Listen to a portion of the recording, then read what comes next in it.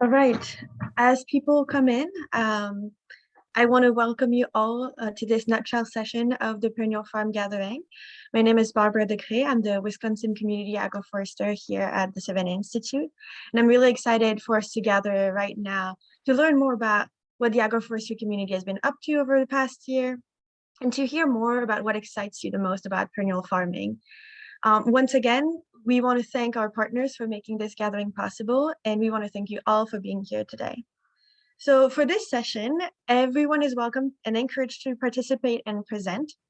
And all the participants that want to present will be given 5 minutes to talk. This is one of the most exciting part of the Perennial Farm Gathering because it is a space where we can learn from one another, make connections, and build our community. So you can share with us something you've been working on, something you've learned, questions you might have, or even just pictures of your farm. A little bit more about how this is going to work. So if you would like to sign up for a spot, please put your name and the topic of your nutshell in the chat.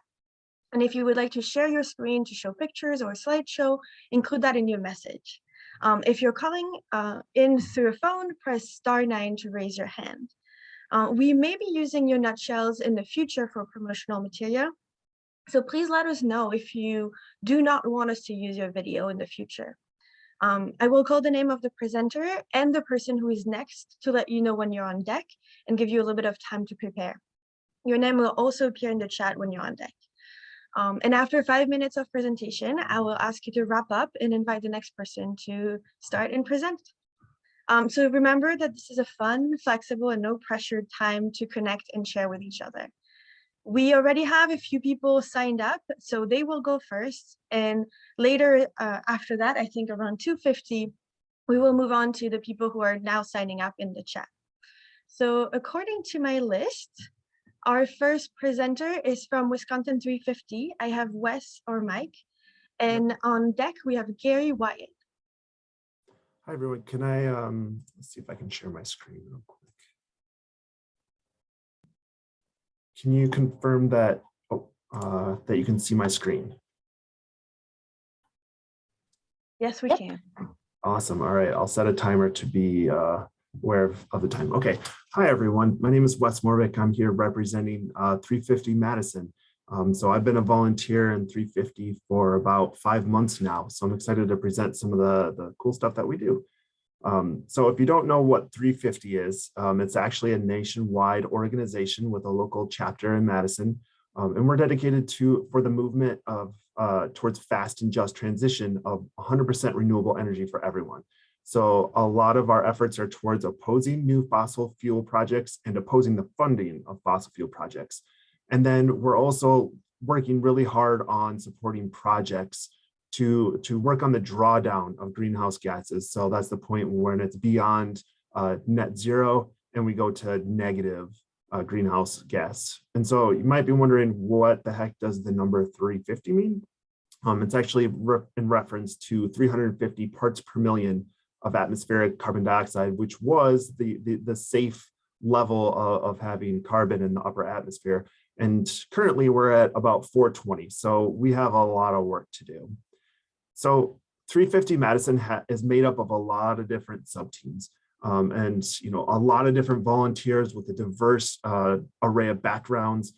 So not only are we working on greenhouse gases and carbon, but also in environmental justice as well. So we have a lot of efforts towards art, climate justice. You see groups that are opposing tar sands and pipelines, and then pressuring banks to divest and defund from new fossil fuel projects. And then one of the teams that I wanted to talk about, we're the community climate solutions team. So one thing about 350 is there's a lot of different teams all over. And so this team is really made up of different sub-teams around the Dane County area. So the community solutions team, we're working to create a livable climate by reaching out to our institutions, reaching out to governments, to leaders in ag and other sustainable areas like beneficial electrification. And then on the flip side, we want to take our learnings and cascade that out to everyday people that might not have time or might not know what to do to help with the environment. So it's really gathering information and cascading that out. And within this large team, there's the Dane County Agriculture Policy and Practices Group. which is part of the Dane County group. So the leader of this group is Mike Friend. He unfortunately wasn't able to present, but I'm happy to take his spot. So the vision of the Dane County Ag Team is to really support sustainable regenerative agriculture practices in Dane County through engagement with practitioners. An example of that is we just had a meeting with Ryan Erisman, who's the leader of Odyssey Farms, to learn about some of the tactics that he uses for his sustainable agriculture. We work with policymakers like Kathy Kuntz at the Office of Energy and Climate Change, and then other activists, like one that we're really excited about is a group called In Pursuit of Sunshine, which is a student-led organization out of West High School in Madison. And so it's just so inspirational to see what the youth of today are working on to drive sustainability efforts in the future. So our ag team does a lot of work. We're made up of about half a dozen people of all volunteers, again, an array of different backgrounds, so scientists, farmers, all sorts of stuff. We're doing citizen science projects like measuring soil health in community gardens versus the lawn just outside the fence. We're working with other ag influencers, trying to learn as much as we can to, again, cascade to other farmers or people in the Dane County area.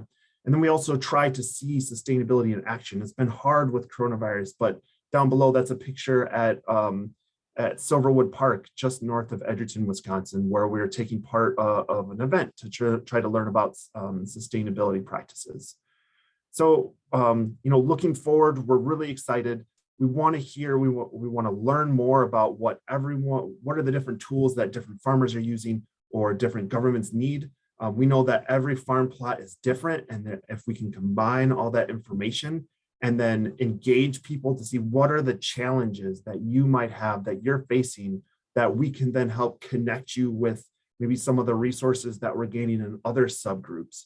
So again, we want to take information from as many sources as we can, cascade that out so that it makes a better future for everyone. And so we're always looking for new volunteers. If you're interested in learning more, look at 350madison.org, or hopefully my email is available.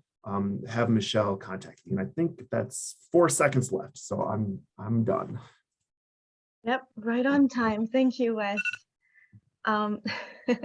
Next, we have Gary Wyatt with Lois Brown on deck.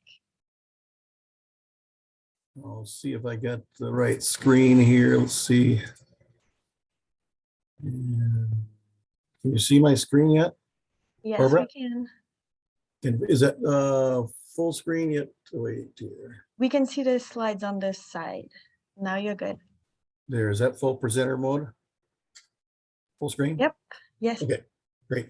Thank you, Barbara. Yeah, I just wanted to present a few programs in agroforestry that we're doing in Minnesota and show our partnership with different organizations. So we do have a lot of silvopasture programming in Minnesota now through a 3-year grant from our state legislature. And also we're working with food forests and edible landscapes. Several cities in the state are working on those. And we're working with Minneapolis, North Minneapolis area as well. Ecological restorations is a big part of our training that we're going to work on in 2022. And then also resources I'll share with you as well at the end, and you can have your cameras ready. So why silvopasture now in Minnesota? The partners are ready and promoting silvopasture. One of our major partners is Sustainable Farming Association in Minnesota. Farmers and landowners want to change and to a more sustainable grazing system. So the farmers are ready too. So it's just the meeting of the stars, so to speak. The stars are aligning, and it's just a great time to talk about sustainable agriculture and regenerative agriculture. Also, the Minnesota Soil Water Conservation Districts and the Natural Resource Conservation Service is willing to work with us and work with farmers. They developed a program. Obviously, we have standards with NRCS now that offer silvopasture and other types of programs for silvopasture advancement through farmers and funding those. Obviously, there's a new practice for NRCS and silvopasture, but there are also other practices that farmers can use in the EQIP programs and other NRCS programs in Minnesota. And I believe Wisconsin has those same programs in many other states as well. So we're collaborating with many agencies. Our Sustainable Farming Association is very advanced in Minnesota. We have a silvopasture and an agroforestry group on their staff. And then certainly Great River Greening is one of our restoration type organizations in the state, SWCD, Soil Water Conservation Districts, and the NRCS, Natural Resource Conservation Service, are very helpful in working with farmers and conservation programs and agroforestry practices and advancing those on farmers and farms.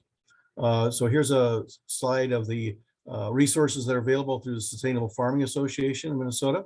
And I do have these websites on the slide at the end, so you can kind of wait for your wait to photograph, and you can photograph those at the end. Also, our extension, University of Minnesota Extension website has agroforestry resources as well.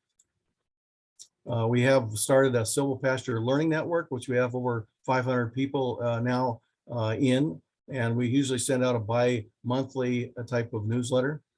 And you can sign up for that as well if you're interested in silvopasture in Minnesota. We're working on a sustainable, actually silvopasture financial assessment tool, and that's being worked on right now by one of our graduate students and Dean Curran on campus. And you can contact Tyler Carlson with the Sustainable Farming Association for more information. It's not quite ready yet.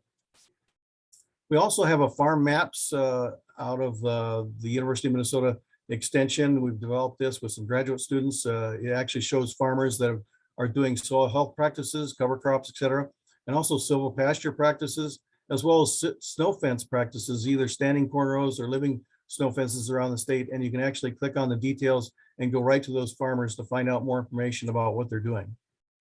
Pretty cool. Obviously, want to plug the National Agroforestry Center in Lincoln, Nebraska. We have many of those staff obviously attending today. They have great resources, and that's probably even a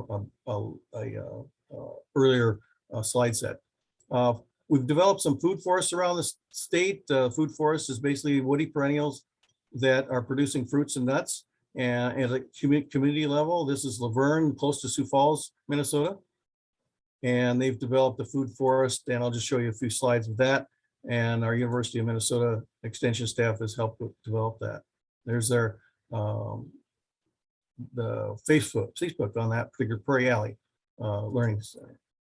We've also developed a productive buffer in that same property. These were planted in 2018. We have a buffer law in Minnesota that is actually allows producers, actually by law, you're supposed to have a 50-foot buffer on a waterway or a ditch system, 16.5-foot buffer. And we planted some edibles in this location to actually give a diagram, a demonstration of planting edibles on a buffer zone. And these are the plants that we planted in that particular buffer. So plum, cranberry, Nanking cherry, chokeberry, hazelnuts, elderberry, serviceberry, and honeyberry. We have a restoration certification program in Minnesota at the University of Minnesota. And to learn more about that, you can access that website. And I think I've got two slides. Yeah, Okay. you're at 5 minutes. Okay, 2 slides that show different examples of some of our websites. So if you want to take a photograph of that or email me, that's some of our edible sites as well. And sorry to run over there, Barbara. That's my email if you want to contact me, wyatt@umn.edu. I'm based out of the Mankato Regional Office. Thank you. Great, thanks, Gary. You're good. Next, we have Lois. Unmute yourself if you want to talk. And then on deck, we have Diane Beck. Okay, so do you see my screen now? Hello? Nope. No? I can hear you, but we can't see your screen. Screen. Oh, maybe I was supposed to. Do you see it now? It's loading. Okay. I think so.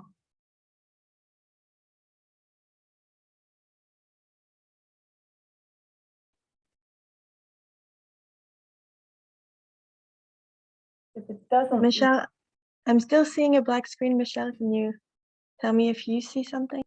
I just see black screen as well. Okay. Well, maybe, whoops. Maybe I should just talk. Or do you want to go on to the next person while I figure it out? If you'd like to try to see if you can figure it out, we can go on to Diane Beck. Are you ready and available? Yep, I'm here. Great. And then we'll just switch places. Sounds good. Thanks, Lois and Diane. Hi all. I am Diane Beck and I'm here with the Regenerative Agriculture Alliance. We're based out of Northfield, Minnesota. I'm in Minneapolis, and I came on board in October. For those that don't know, the Regenerative Agriculture Alliance is an ecosystem management nonprofit. We focus on regenerative poultry as the vehicle for transformation and a blueprint for design, specifically in agroforestry practices in the Midwest, but then we have pilot sites internationally. You might have been here earlier. Hazelnut Marquin is our executive director, and he is right now in Guatemala traveling and visiting one of our pilot sites as well as his family. He is immigrated to the United States and has spent his career learning or teaching others how the chicken can be a vehicle for transformation when they go back to their original nature of living in trees and around trees. And so we have adapted those practices to focus on elderberries and hazelnuts, as well as perennial grains as our model. As we've been doing this work, I'm the community engagement director, and we have a team that's growing. We have some technical assistants, and we also have Tony Wells, who his big project lately has been down in Stacyville, Iowa. We opened a poultry processing facility and currently have 10 employees there. And we are looking for someone to be a plant manager so that Tony can work on other areas of the business. So if you know anybody that lives in Iowa or is interested in that position, please reach out to me. As well as if you're a farmer or looking for a small processing facility, we'd love to hear from you. We're currently taking requests for processing for this upcoming season. And that was the reason that we as a nonprofit went into opening a poultry processing facility, because we identified it as a huge bottleneck for us to scale up this work. So something we're really proud of and wanted to share with this group here. I'll drop my email in the chat for anybody that wants to connect further or learn more about that. Another piece I wanted to share out is that this coming March 10th and 11th, we are going to be hosting the first regenerative poultry convergence. And we picked the word convergence instead of conference because we really see it as an opportunity for farmers, stakeholders, retail purchasers, buyers, educators to come together and discuss what the future looks like for us and how we will continue to transform the landscape with perennials and trees and chickens alike. So I'll put that link in. It's kind of a grassroots movement. We don't have it up on our website. So again, any questions you have, or if you'd like to learn more, just reach out to me directly. Thanks a lot, Diane. Lois, do you want to try again, or would you like to just go and talk to us? And then after that, we have Mike Breckel on deck.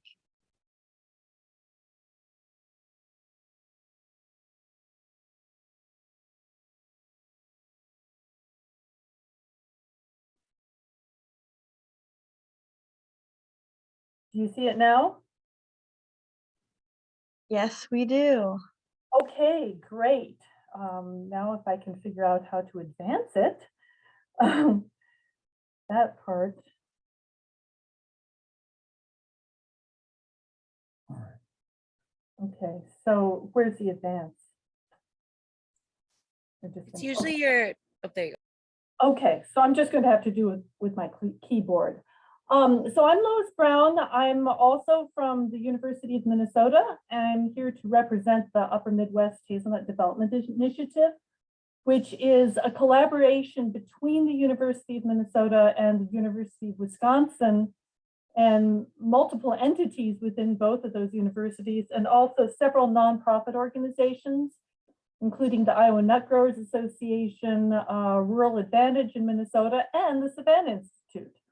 I've also got logos of some of our funders, which I'm required to do. So we've got 4 main objectives. The first is improved hazelnut germplasm. Germplasm doesn't do us any good if we can't get it propagated and the plants out to growers. We also need developed production protocols because our germplasm is being produced in a different system than the traditional orchard system, and then also processing and market development for those hazelnuts. So we're talking about hybrid hazelnuts, which combine the best qualities of the domesticated European hazelnuts, which have large nuts, thinner shells, better culinary characteristics, and the American hazelnuts, which are native to this area and thus are adapted, have winter hardiness and disease resistance. So some of you agroforestry type people might be familiar with the wild American hazelnuts, some of which are very, very productive, but the nuts are really tiny, but reputedly very tasty. So we're building on the work that was started by amateur breeders back in the early 1900s and carried forward most recently by Phil Rudder of Badger Set Research Farm in Lanesboro, Minnesota, in southeast Minnesota. And by the early 2000s, there were lots of growers throughout our region, Minnesota, Wisconsin, Iowa, Illinois, even some in the Dakotas and Nebraska, who were growing Phil Rudder's material. They were seedlings, not very, so much diversity, they weren't good material. They were, on average, they weren't good material, but there were individuals that were. So we went around to farms, identified the best from those farms, put them together in replicated trials, and selected a handful of really outstanding plants. And we've now got about 21 selections that we are promoting. And we're even working on yet better germplasm through traditional and also genomics-based breeding. This is, I'm very excited about some of the individuals in this 7-acre field that we have here. So we are talking about a system that is in the upper right corner. You can see farm in Wisconsin, where I think sheep would be great. In fact, I think this farm even added sheep after my visit there in between the plants, as opposed to the orchard system in Oregon, where the orchard floor is kept bare so that the nuts drop to the ground and are swept off the ground with great damage to the soil. So we're not talking about that system. We're talking about the one on the upper right. Yeah. Some growers, when the plants are small, have been alley cropping them with vegetables. Some of you may be familiar with the Main Street project. This is Reginaldo's system with chickens underneath hazelnuts. So there are a wide variety of agroforestry type applications for hazelnuts. So we are talking about harvesting them directly from the bushes. They can get quite tall, so harvesting them by hand is really not going to be feasible. So here's some blueberry picker that actually works. And then we've also got a whole host of other processing that needs to happen. And because of the smaller size of our nuts, we have had to develop our own equipment and develop basically up in Ashland, Wisconsin. My colleague Jason Fischbach has worked on hazelnut processing facility that is available to growers. So and then also the American Hazelnut Company, which our project helped launch, is a grower-owned company that is actually marketing hazelnut products. And Beth Dooley mentioned that earlier today. So I skipped one of our major objectives, and that is the propagation part. And that has proven to be our bottleneck. We had hoped for micropropagation to work, but so far we sometimes think it's making progress. We see a few plants and then something happens and it's set back. In the Lois, you had 5 minutes, so I'm going to ask you to wrap it up so we can move on to the next person. to the most important slide, which is that our conference is coming up on March 4th to 5th, and we hope to see you. It's going to be a combination virtual and in-person conference. Great, thank you so much. Next, we have Mike Breckel, and on deck we have Claire Hintz.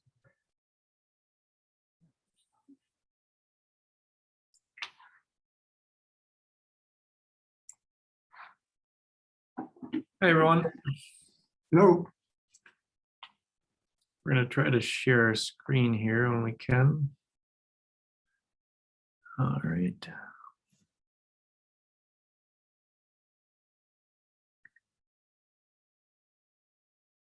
All right, can everybody see that, our shared screen? Yes, we can. All right. Well, my name is Mike Breckel and it's Peter Berquist. And today we're going to talk about de-stemming elderberries. I'm going to introduce you to our new rotary de-stemmer and show you how it works. And talk about our field trial for the commercial de-stemmer. And then go through what we learned from that field trip. This field trip happened in Central Illinois at Cave Organics, and they have about 9 acres of mature elderberries. And they have another destemmer, but they're looking for a way to improve their destemming process. And if we can get this, this is at Cave Organics, and after some initial site adjustments, our this is our destemmer at work.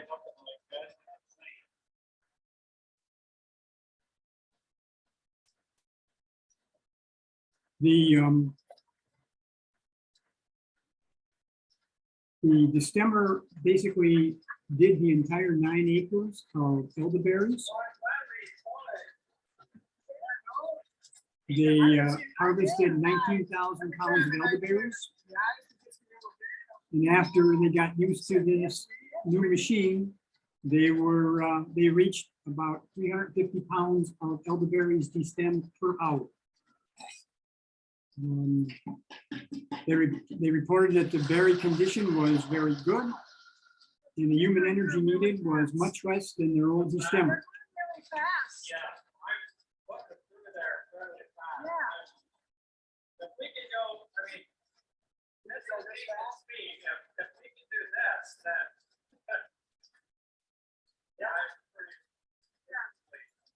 Great. Is that okay? This is our original destemmer. It was designed to go down the road. We found that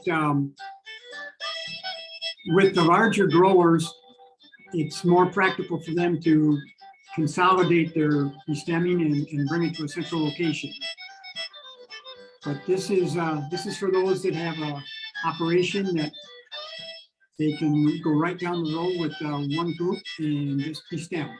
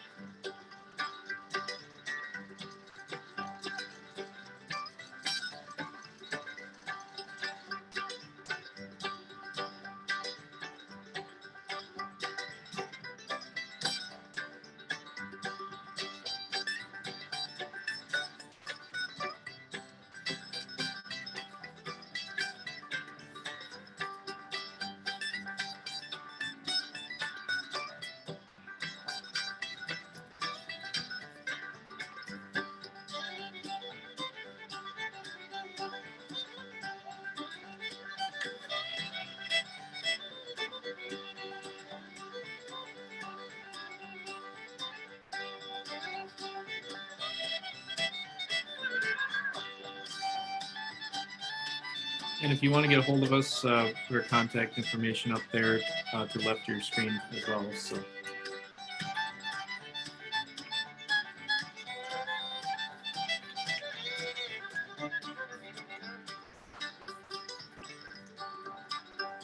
As you can see, the machine does a very good job of getting the berries off the stems, in terms of there are very few left on the stems after it goes through. And there's very few stems in the berries afterwards.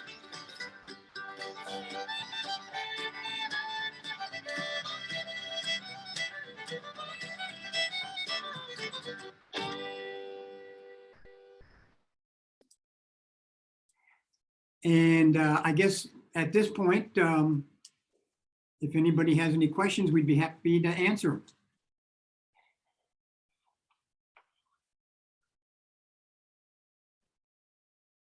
Somebody asked if it could run on a PTO shaft, because we have like It's- 30 seconds left. It's not made to run off of PTO shaft. The one that goes down the road is run off of the tractor's battery. It's a 12 volt system. So a drive shaft is not, drive shaft is not necessary. A PTO is not necessary. Great. Thank you so much, Mike and Peter. Thank you. Next Thank you. we have next we have Claire Hintz, and on deck we have Margaret Crone. Hey everybody, sharing my screen here.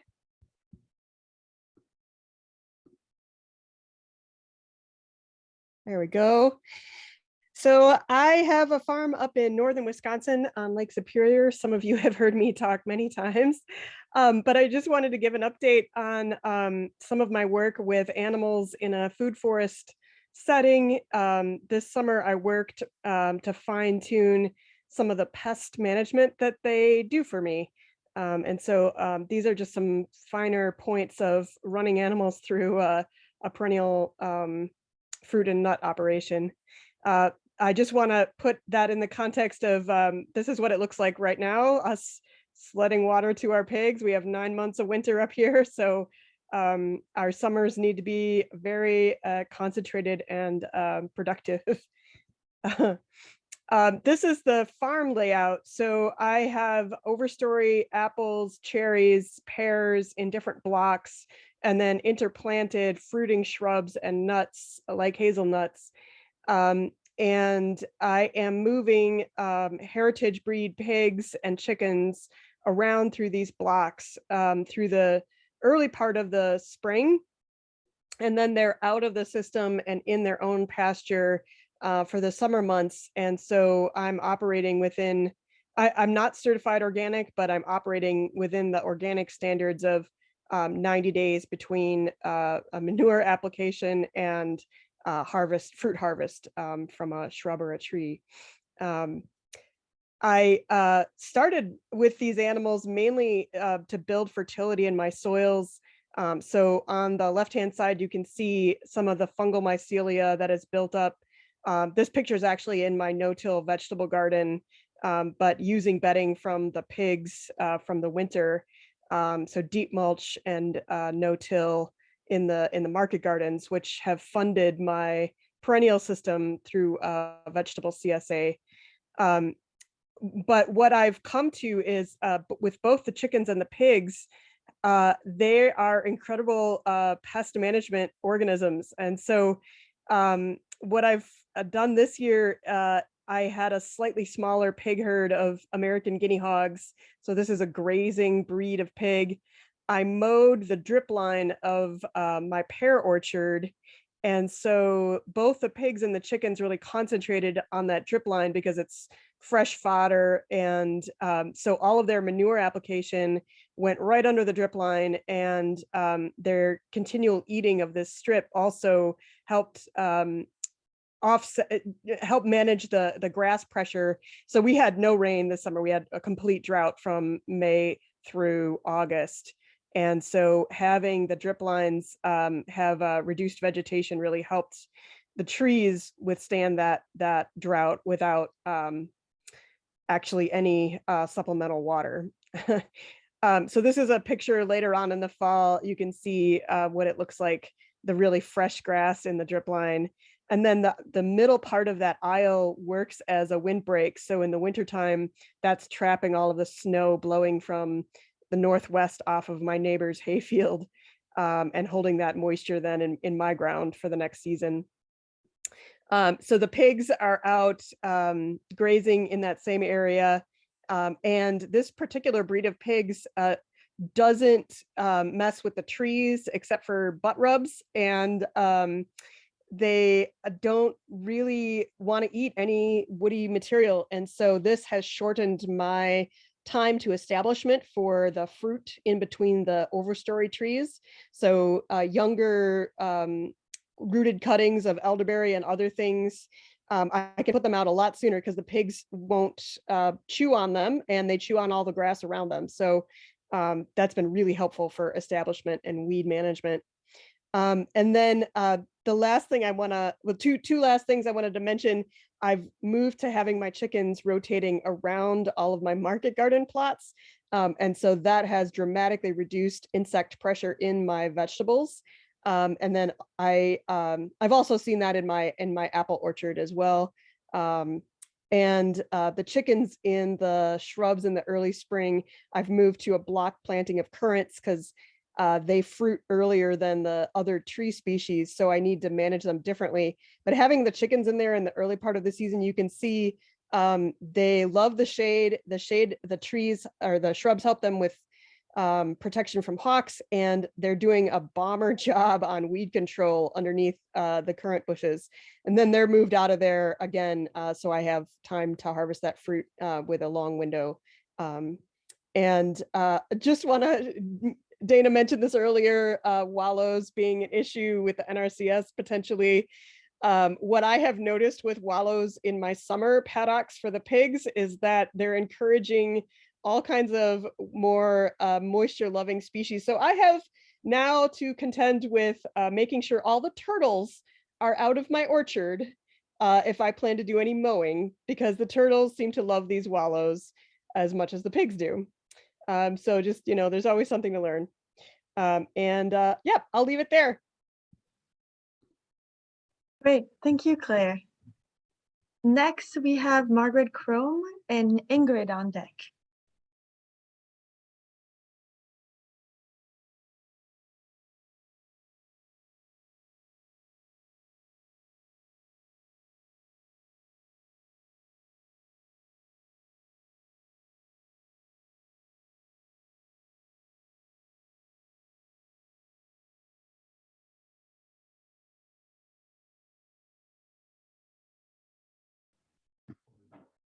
Margaret, we could see your slides, but not hear you.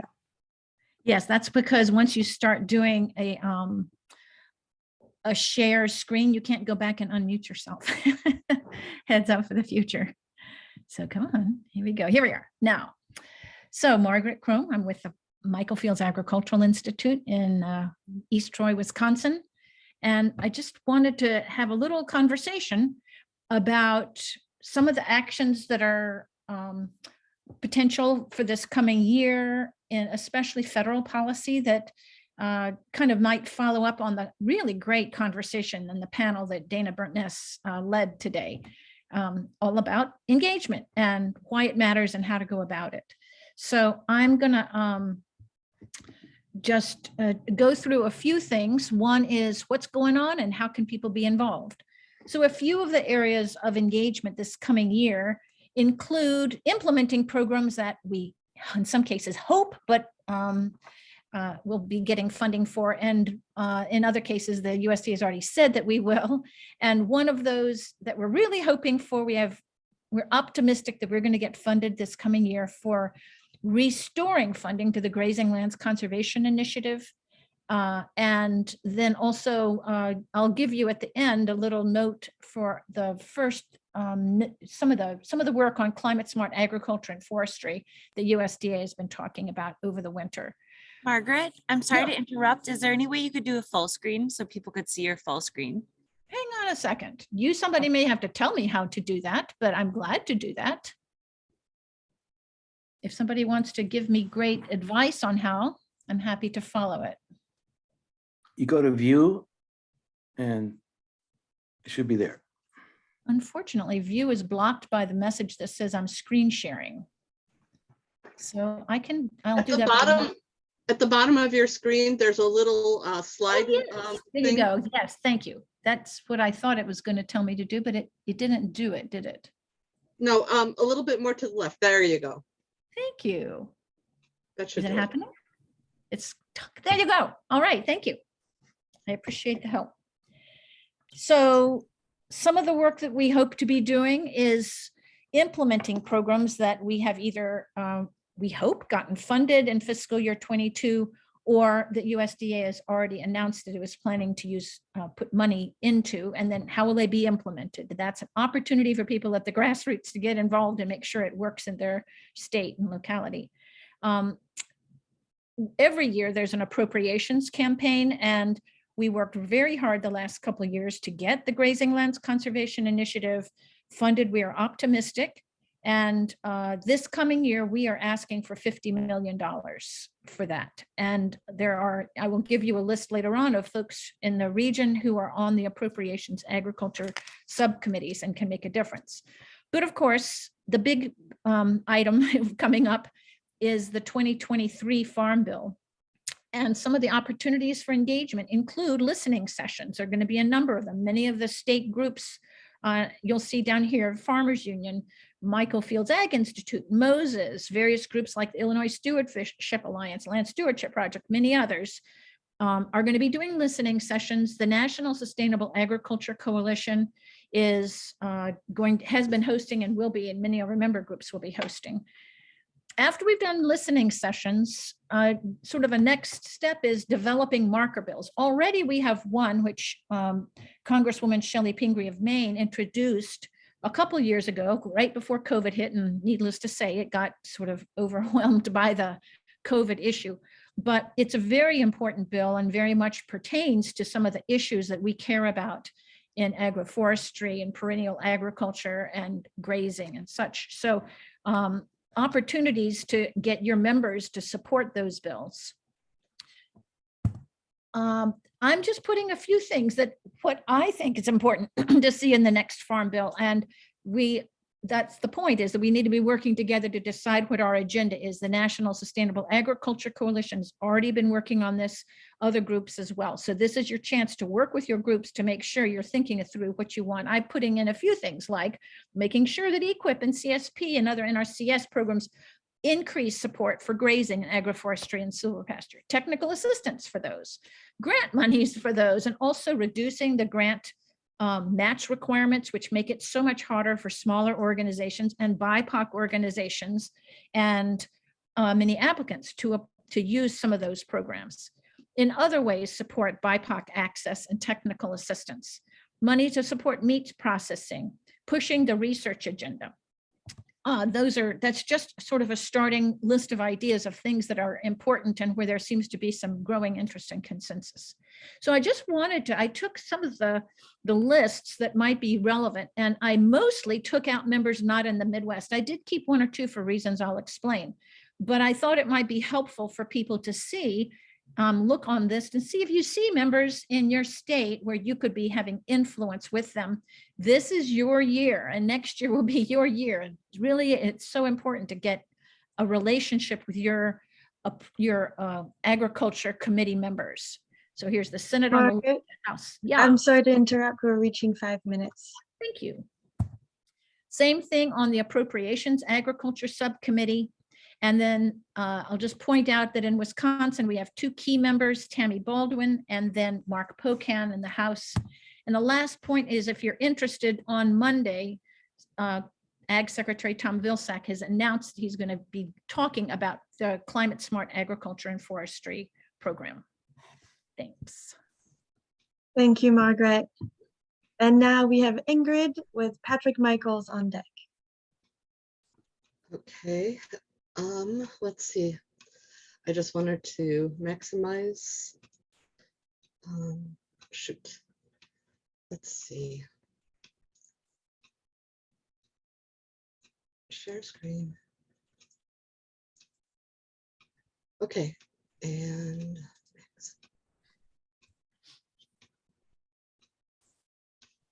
can you see my screen? Yep. Yes. Okay. All right, so I've got two things I wanted to talk about. The Shitake Growers Association, which I am the president of, and we do a lot of work in Wisconsin, but also in the region, so Minnesota, Michigan, Illinois, and neighboring areas. And what we've done, we've been very fortunate that we've gotten quite a bit of grant funding to mentor new growers. And in order to do that, we've gotten toolkits so that new growers don't have to buy equipment, they can borrow it from the organization. We've also developed marketing materials that they can take the PDFs and make it, for their own use. We've created a spot on our website, which is called the Wood Source Connection, because we did a survey and one of the barriers was getting access to good wood.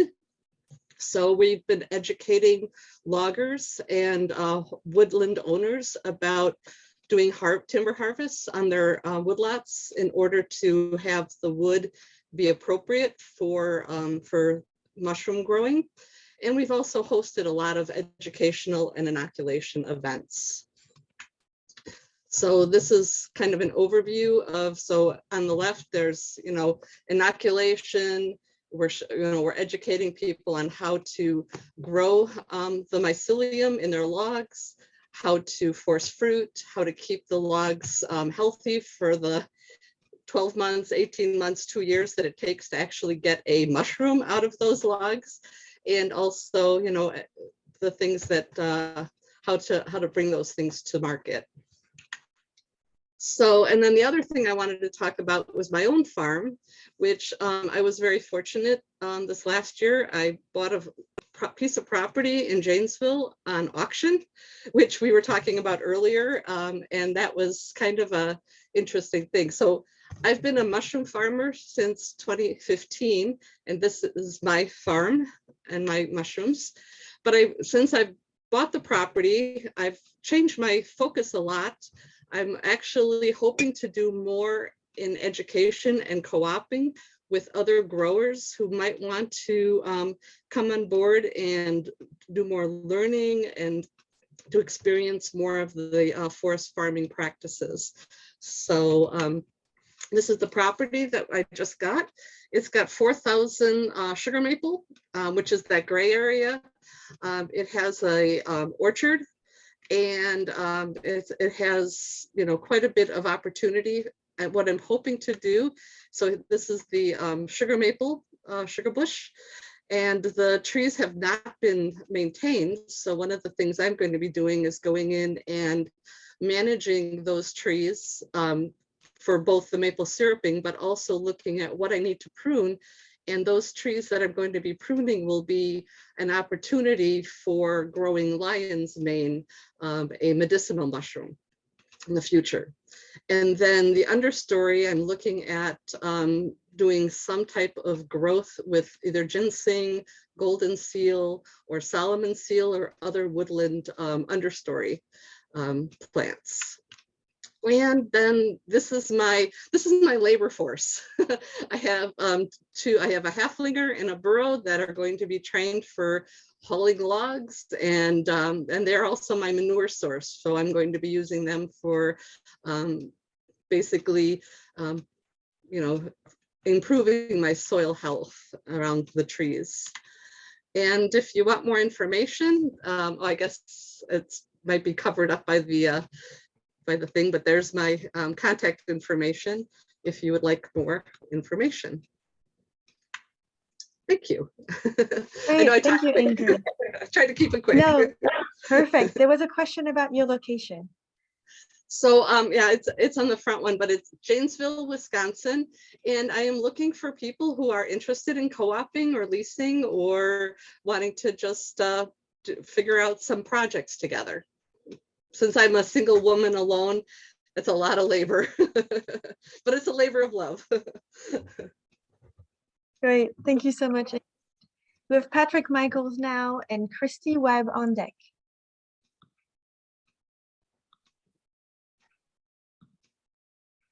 All right.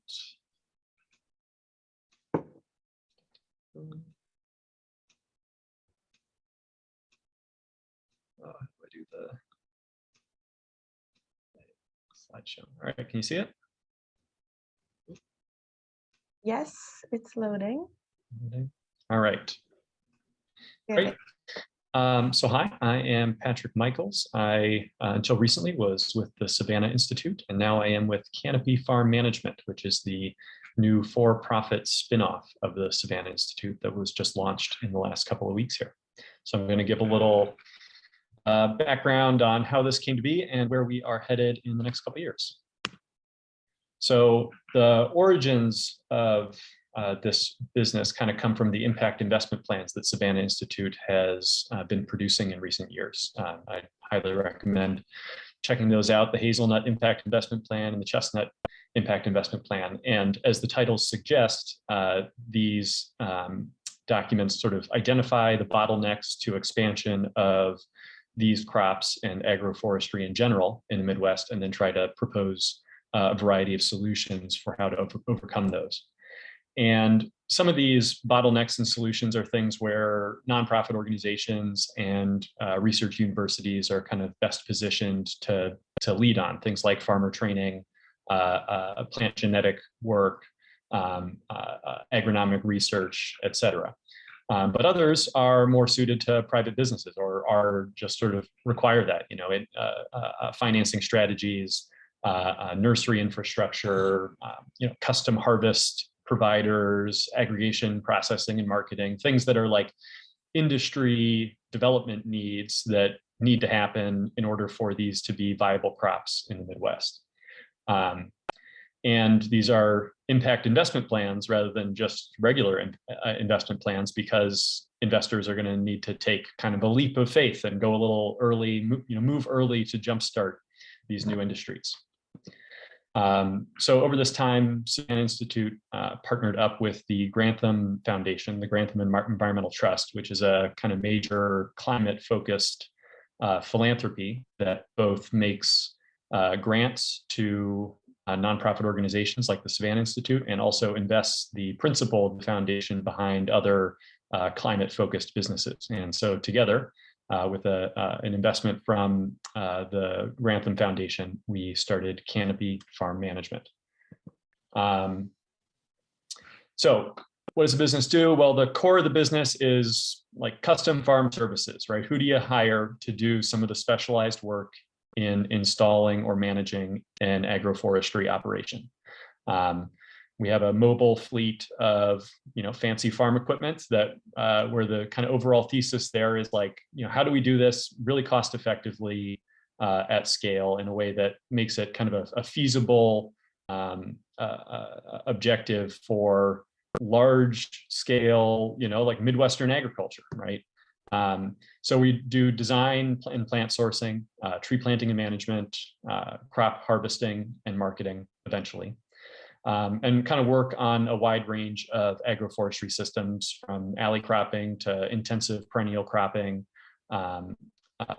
conservation practices like windbreaks and riparian buffers, doing kind of the installation of those, as well as silvopasture and timber plantings and things like that. At the moment, we are operating out of 2 hubs, one in central Illinois in Champaign, and one in southern Wisconsin in Spring Green. It's a little map of our kind of, you know, what we think our service area out of those 2 hubs might be.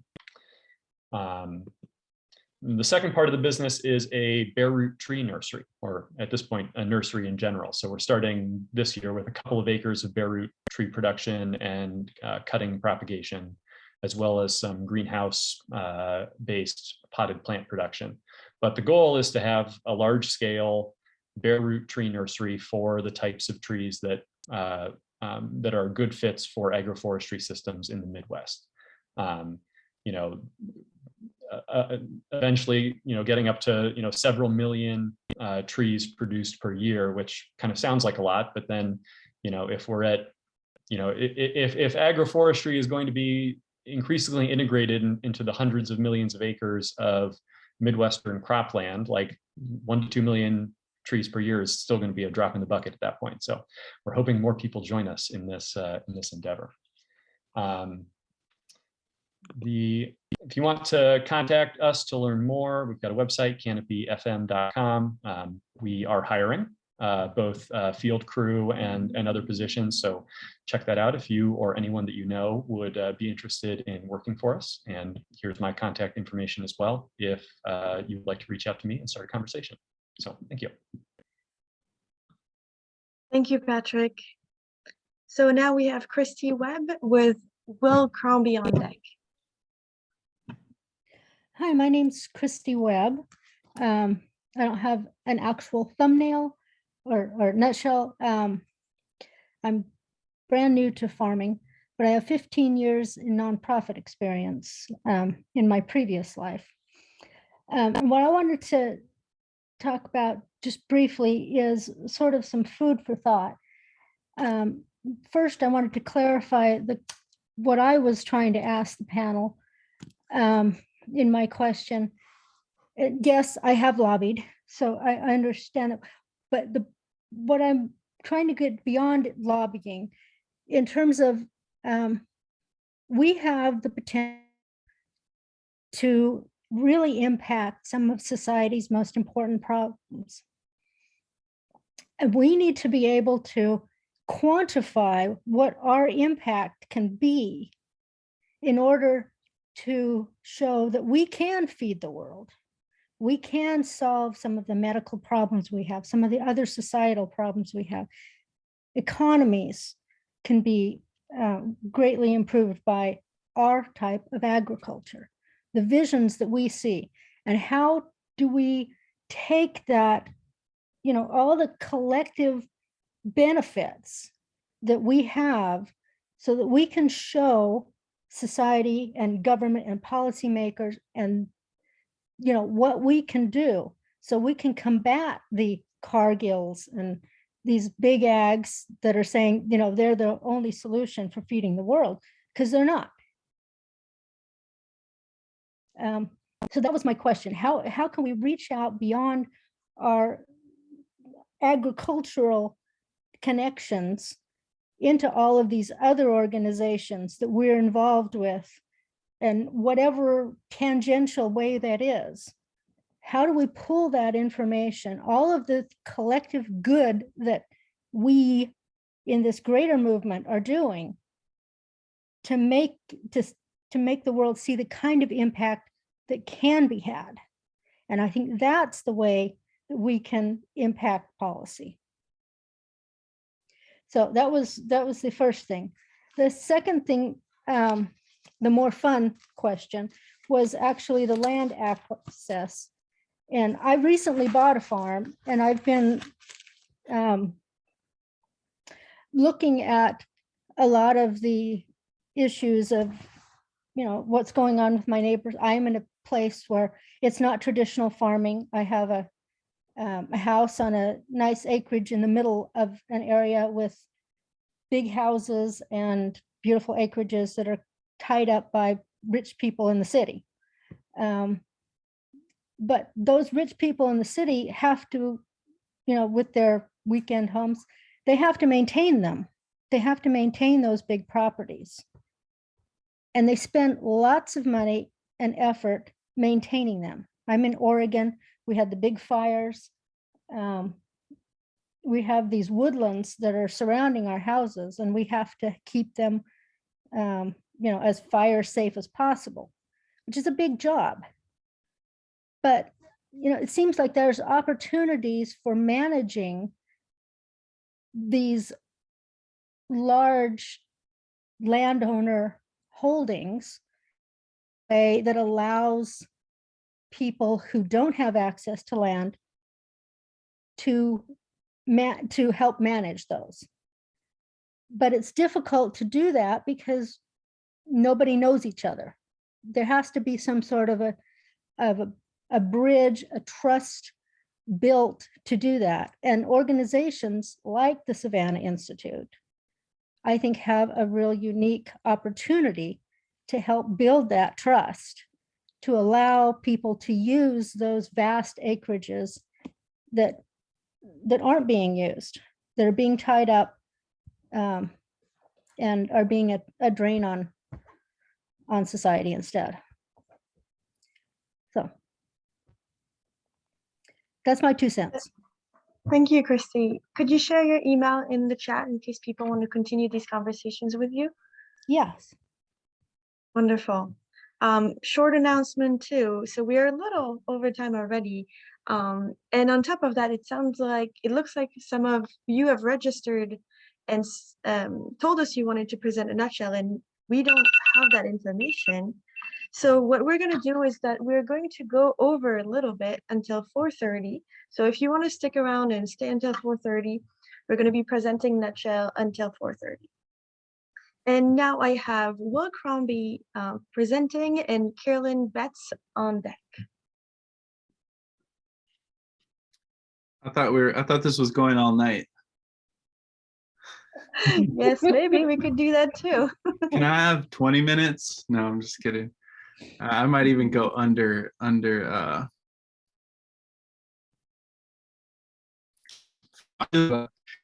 quick introduce myself. My name is Will Crombie. I'm the resident filmmaker here at Savannah Institute. I'm a communications specialist. And I'm also a farmer here in southern Minnesota. And one of the crops that we grow is elderberries. Wouldn't you know it? So I'm really excited to just get other people stoked on elderberries. We have a elderberry destemmer. So if anybody is in the southern Minnesota region and wants to aggregate their processing, we're in the process of setting up a facility here on the farm where we can destem berries and get them packaged and get them in a freezer. And at Savannah Institute, we have just launched some elderberry resources. So type this in, savannahinstitute.org/elderberries. I see a question in the chat. I'm in near Faribault, between Faribault and Northfield.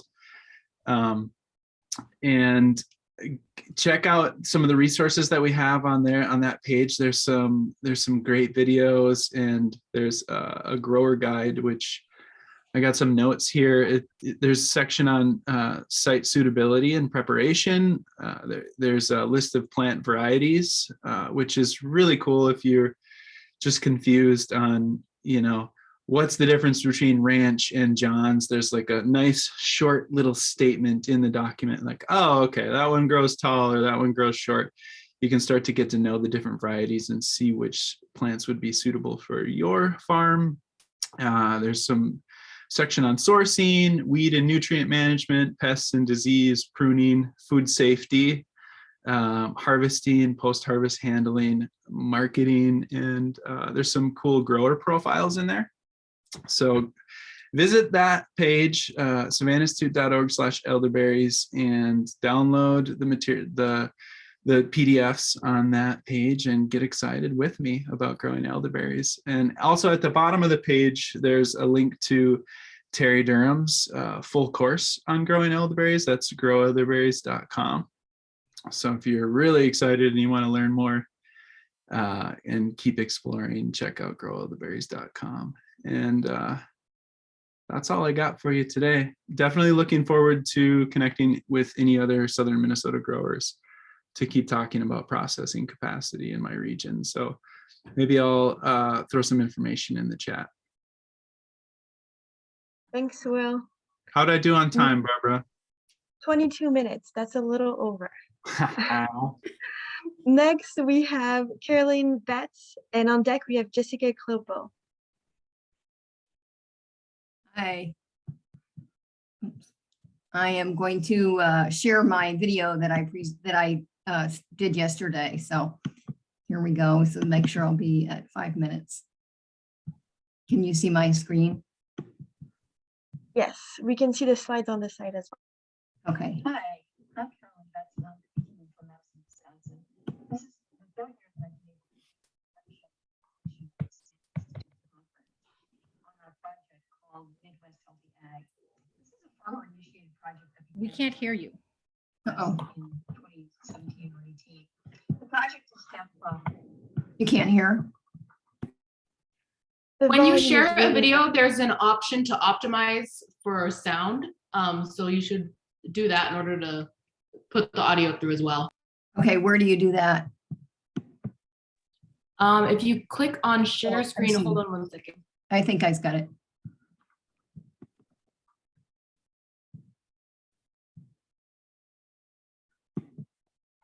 Country. Sorry about that. Should we start over? Yes, go ahead. Okay, let's see if this will go now. Hi, I'm Carolyn Betts, and I'm coming to you from Madison, Wisconsin. This is the third year that I've been able to give a nutshell presentation at the Savannah Institute's conference on our project called Midwest Healthy Ag. This is a farmer-initiated project that began through Regeneration Midwest in 2017 or 18.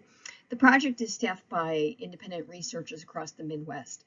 And we received a grant in 2019 from the Robert Wood Johnson Foundation. So currently we're wrapping up the project, and I'm going to tell you just a little bit of what we're doing right now. The project objective is to conduct quantitative and qualitative research to examine the effects of either regenerative agricultural systems or conventional agricultural systems on climate change and population health across 6 states in the Midwest.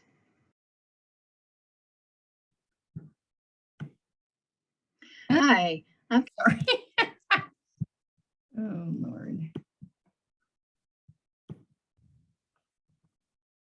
Sorry about that. Okay, can you still hear me? Yes, we can hear you. Okay. So you may wonder how we determine what was considered to be regenerative and what was considered to be conventional. We used the 2017 USDA Agricultural Statistical Services database to select characteristics of what we thought comprised more regenerative types of farming practices and those that comprised conventional characteristics. And using the data that we show here, we were able to come up with an index of practices that occurred across the country. And once we developed the index and we were able to assign a number to each individual county across all 1,055 counties in the Midwest and rank them according to how conventional or regenerative they were. And the result of that index is this map that shows in dark green the counties that are more representative of regenerative practices versus those that are white or light colored, which are more characteristic of agricultural practices that are on the conventional end of the continuum. So with this, we decided to interview farmers one in a conventional county and one in a regenerative county in each of the 6 states. And so we selected 12 counties. We were only able to get to 11 of them. And we conducted interviews with 94 farmers, 14 focus groups, and 31 experts in each of these different counties. And you may wonder, what is it that we asked them? So we had 6 different categories of questions. The first was what comprised their farm. What was it that brought it up to date? What was its history? What kind of management practices are being used? How much, if they're making a profit or not, and if they had a succession plan in place. We also asked a lot of questions about the pandemic and how it affected their farm operation and how it affected their community. We were since Robert Wood Johnson is a philanthropic healthcare organization, we were interested in their healthcare, access to healthcare and health equity, and how they were doing physically and mentally themselves, and whether or not COVID, they were able to get care they needed, or if those in their community got the care they needed during this pandemic. We asked some questions about environmental linkages to their physical environment, if they thought farming was good for their health or not so good for their health, if they use chemical herbicides or insecticides, if they were worried about chemical drift, environmental and other environmental concerns on their farm or in their community. The fifth thing we asked about was whether they've experienced weather-related issues and have problems on their farm due to things like extreme flooding or drought, and whether they thought they could adapt to these types of situations going into the future. And finally, we asked them about their opinions about climate change. So currently we're doing both quantitative and qualitative analysis of the data.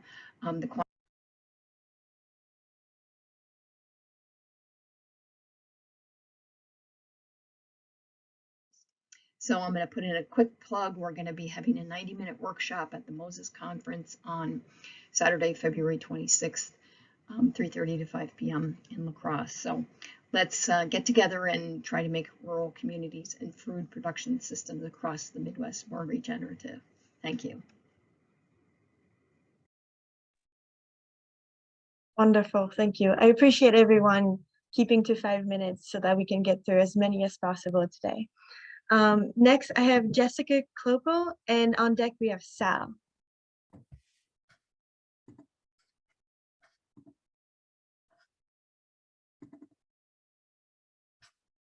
Hello. Get started. Greetings from all of us here at the Land Institute. My name is Jessica Kloppel, and I'm the Senior Impact Manager here, where I get to collaborate with our community of supporters toward a perennial grain future. I'm joining you today from my home in Lawrence, Kansas, which is about 140 miles east of our main campus in Salina, Kansas.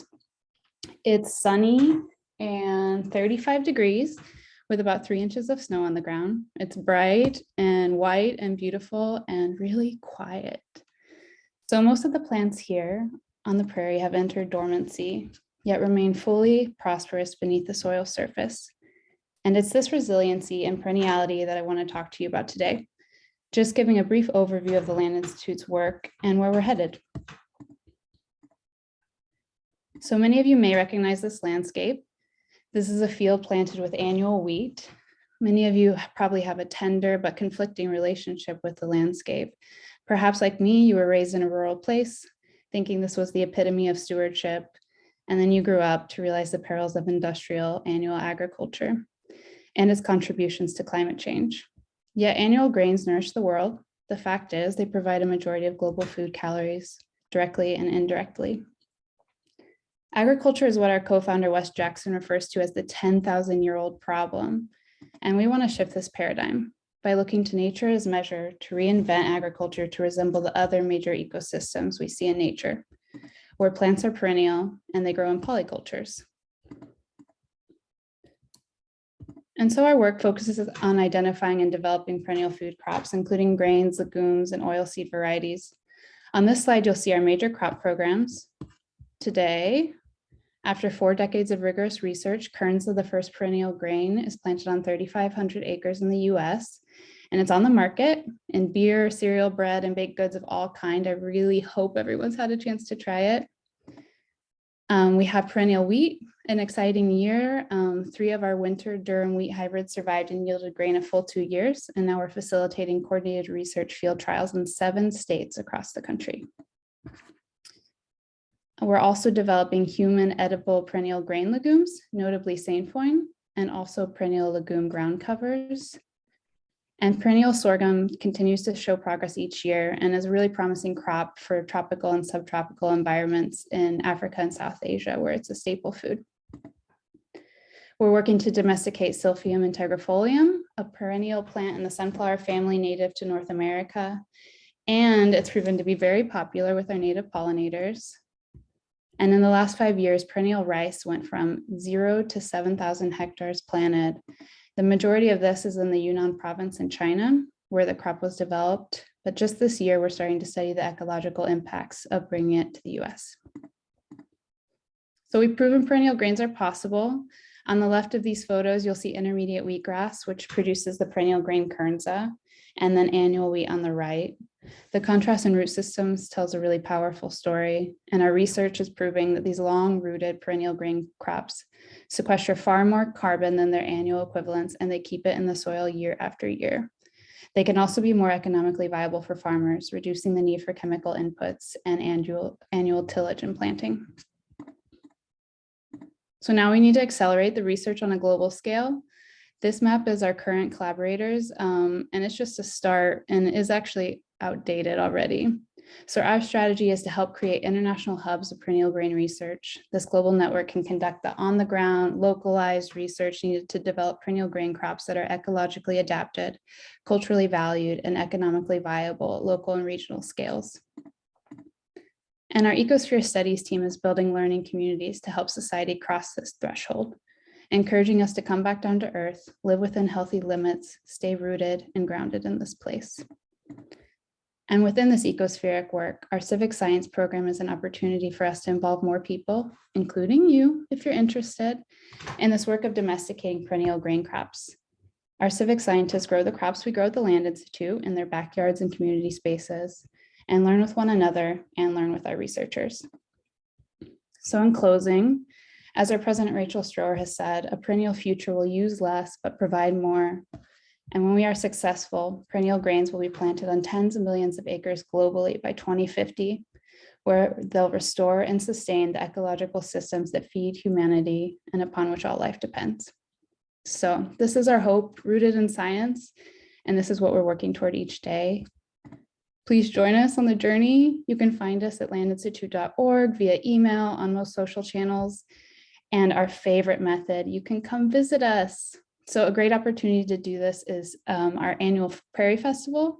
So save the date now for September 23rd through 25th. We'll have amazing thinkers, artists, activists from around the world, and great music and food. I hope to see you there. Thank you. Thank you, Jessica. Thanks, Barbara. Next, we have Sal, and on deck, we have John Pleskia.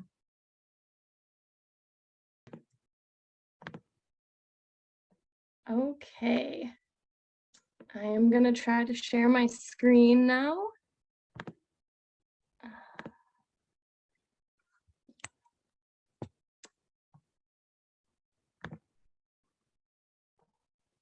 Okay.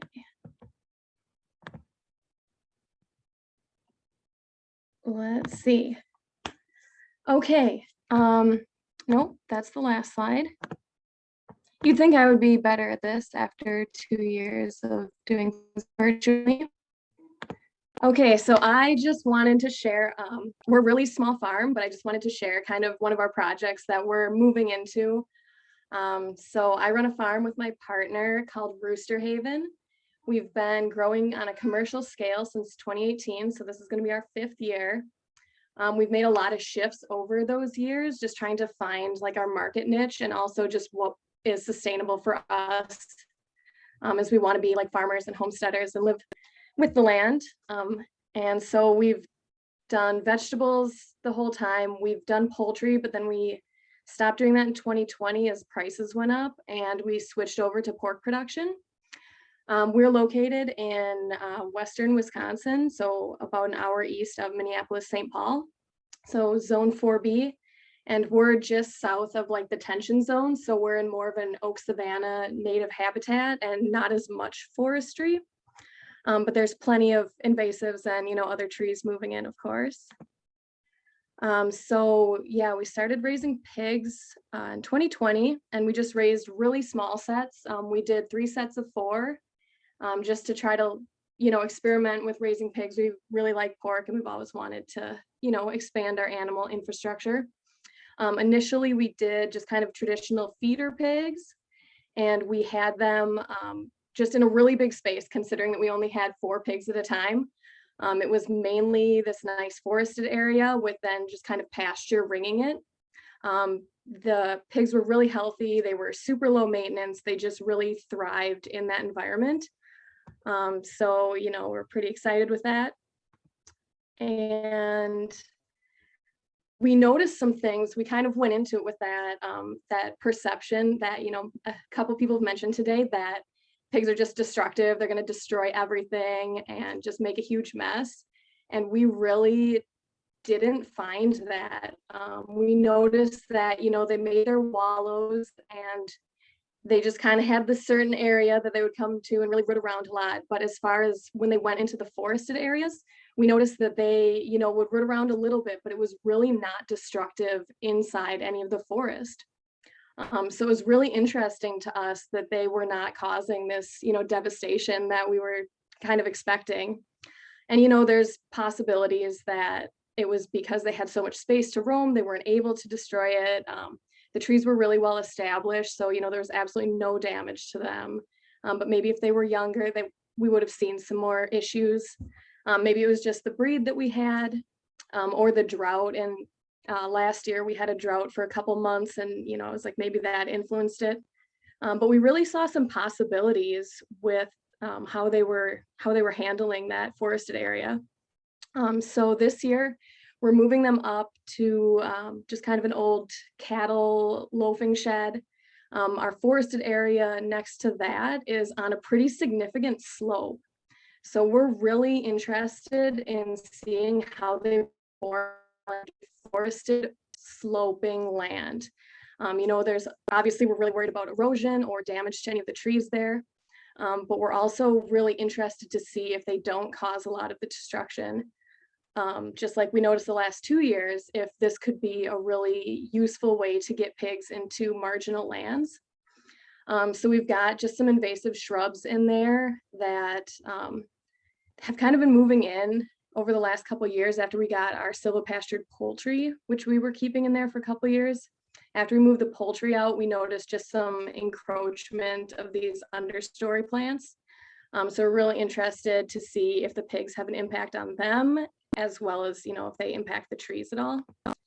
So what we're looking to just kind of get more information on this year is if, we're seeing anything that maybe pigs are, potentially can help with invasive species management or be a part of restoration efforts, because we hear a lot about goats being used for restoration, but they like to get out. You have to take care of them a little bit more as far as fencing them in. And I'm like, pigs seem to, if you give them enough space, they seem to really not want to escape. So maybe some potential there for getting them in to, just do some disturbance where it's desired. And again, just raising them on marginal land. We're surrounded by a lot of corn, soybean, dairy farms, a lot of this more conventional agriculture. But this could be an interesting way to make some money on these just kind of, sloping forested areas that really don't, you really can't get a lot of cash crops on. About 5 minutes. We're at 5. Okay, man, I can talk really a lot. So I'll just wrap it up. Yeah, so we're just really interested to see how they do on this forested slope. And ideally one day we would love to get into hazelnut finished pork, because that sounds delicious. So thank you for taking the time to listen. Yeah. Thank you. Next, we have John Pleskia and Ellie on deck. Thanks, Barbara. This has been so encouraging to hear what everybody's doing. A lot of really amazing projects out there. I don't have any slides to share, but today during the lunch break, I walked out to my mailbox and got 2 things that I think may interest everybody. One is the 2022 tree sales brochure from the local soil and water conservation district. So I was very excited about that. I'm going to be ordering like crazy out of there. And then one was a book that I had ordered a while back by a couple of French orchardists that just looks amazing, really good pictures and all about multi-species orchards. So I'm up in northern Illinois in Ogle County, and my parents are beekeepers. So I've always been interested in the outdoors, and we had a big garden growing up, and I've done that here with my family as well. And we have a small orchard, about a ½ acre, mostly apples and pears and plums. But over the past couple of years, I've been hearing more and more about restoration agriculture. And I heard about the Savannah Institute and really checked out their website. Went up to southern Wisconsin and watched a hazelnut presentation by Jason Fishbach. Seems to be a guru on hazelnuts. And that got me really fired up.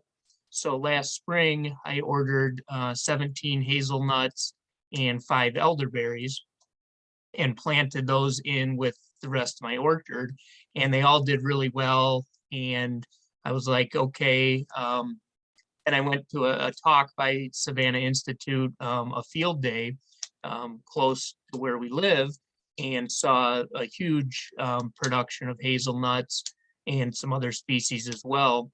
So we were fortunate enough to buy some property from a neighbor, and it's 15 acres that has been in row crops, for decades and generations. And we're going to plant that over this spring in hazelnuts and chestnuts.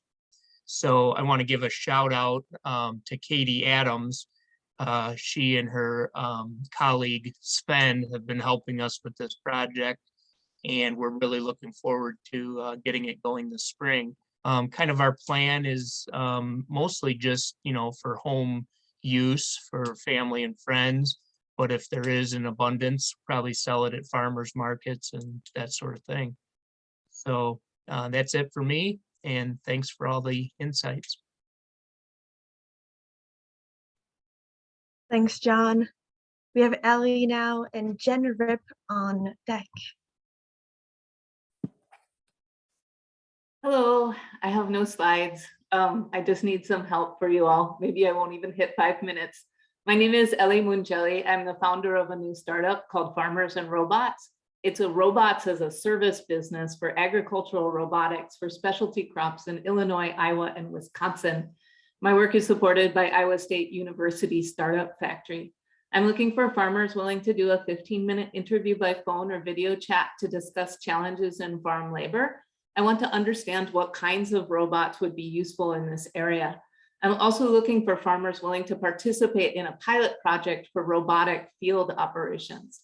Farmers and Robots does not build robots. We partner with robotics companies to provide robot-assisted operations for specialty crop farms at any scale. While robots sound exotic and expensive, and most of the robots in the news around here are autonomous tractors, Farmers and Robots is working with smaller robots that operate at scale by adding more robots. So it's not like big farm, bigger tractor. It's like a small farm uses 1 robot, a big farm uses 10 robots. Robotic weeders are an alternative to chemical inputs. Most of the robots I'm looking at are battery operated, don't use fossil fuels. We are building a sustainable model for farm automation from 1 to 1,000 acres based on authentically scalable distributed systems. That means it has to work profitably for small farms as well as big ones. One of the most popular robots in France right now is only slightly bigger than a bread box. It seeds, weeds, and tows a cart for market gardeners. It only does 1 acre a day. I was raised in this area and recently moved back. I built a career in Silicon Valley around automation for emerging technologies. And I've worked for some very well-known companies like Google and the Jet Propulsion Lab at NASA. I didn't start programming until I was in my late 30s. And prior to that, I was a professional gardener specialized in organic heirloom vegetables. I learned my skills gardening working for an 80-year-old man who was raised in the sandhills of Nebraska. I'm committed to supporting a business for local food. I've noticed a lot of ideas about how to move beyond the industrial agricultural system during this gathering, and I want to add, as a systems engineer, I believe you can fight a bad system by replacing it with a better one. Automation is a key driver of farm expansion and consolidation in conventional agriculture, and that system is at such scale that perhaps the best way to fight it is with a new system, one that puts farmers first and enables profitable, sustainable farming for diverse crops and small farms. Such a system is not just about growing crops, it's about growing farmers. And that has a lot of implications for political power and social justice. If you have time and the inclination, I would be grateful for any information you can share about your challenges with farm labor and your opinions on effective automation. I'll put my link in the chat, and that's all you've got from me. Thank you, Ellie. Now we have Jen, and on deck we have Joey and Julia. Hi, everybody. My name is Jenna Rip. I recently took over as the orchard manager here at Seed Savers Exchange in Decorah, Iowa. I put a slide presentation together, but it's mostly just pretty pictures of apples. I am looking to explain kind of the revitalization and some of the major points that are going on at the orchard here. But mostly this is like a call to, we are turning a corner with this orchard, and I'm actively seeking people that want to collaborate. This is a huge, beautiful resource that I am now in charge of. So I'm really hoping to do the best with this work. We're about 3.5 years left on our revitalization funds. So there's a lot of cool work to be doing right now. I do have a thing that I wanted to talk about with robots and farmers quick, which is like, what about a drone pruner? And then you think about that and you're like, wow, that's just a drone with like chainsaws and saws coming off of it. And that's kind of terrifying, but I'd be really interested if anyone else was working on that. So I'm going to share my screen. Let's see right here. And can everybody see that? Good.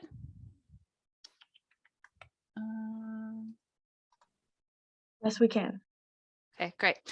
So this is a picture, this is a drone shot of our historic orchard. We have 2 orchards here, and that is to kind of safeguard against one, getting blown down in a windstorm or taken out by fire blot. Knock on wood. This is the older of the 2 orchards. It's 32 years old right now. And we are doing some major changes to it. So Seed Savers Exchange, I'm going to go over this real quickly. If you want more information, if you're not familiar with what we do, please contact me. I'll have my contact at the end of this.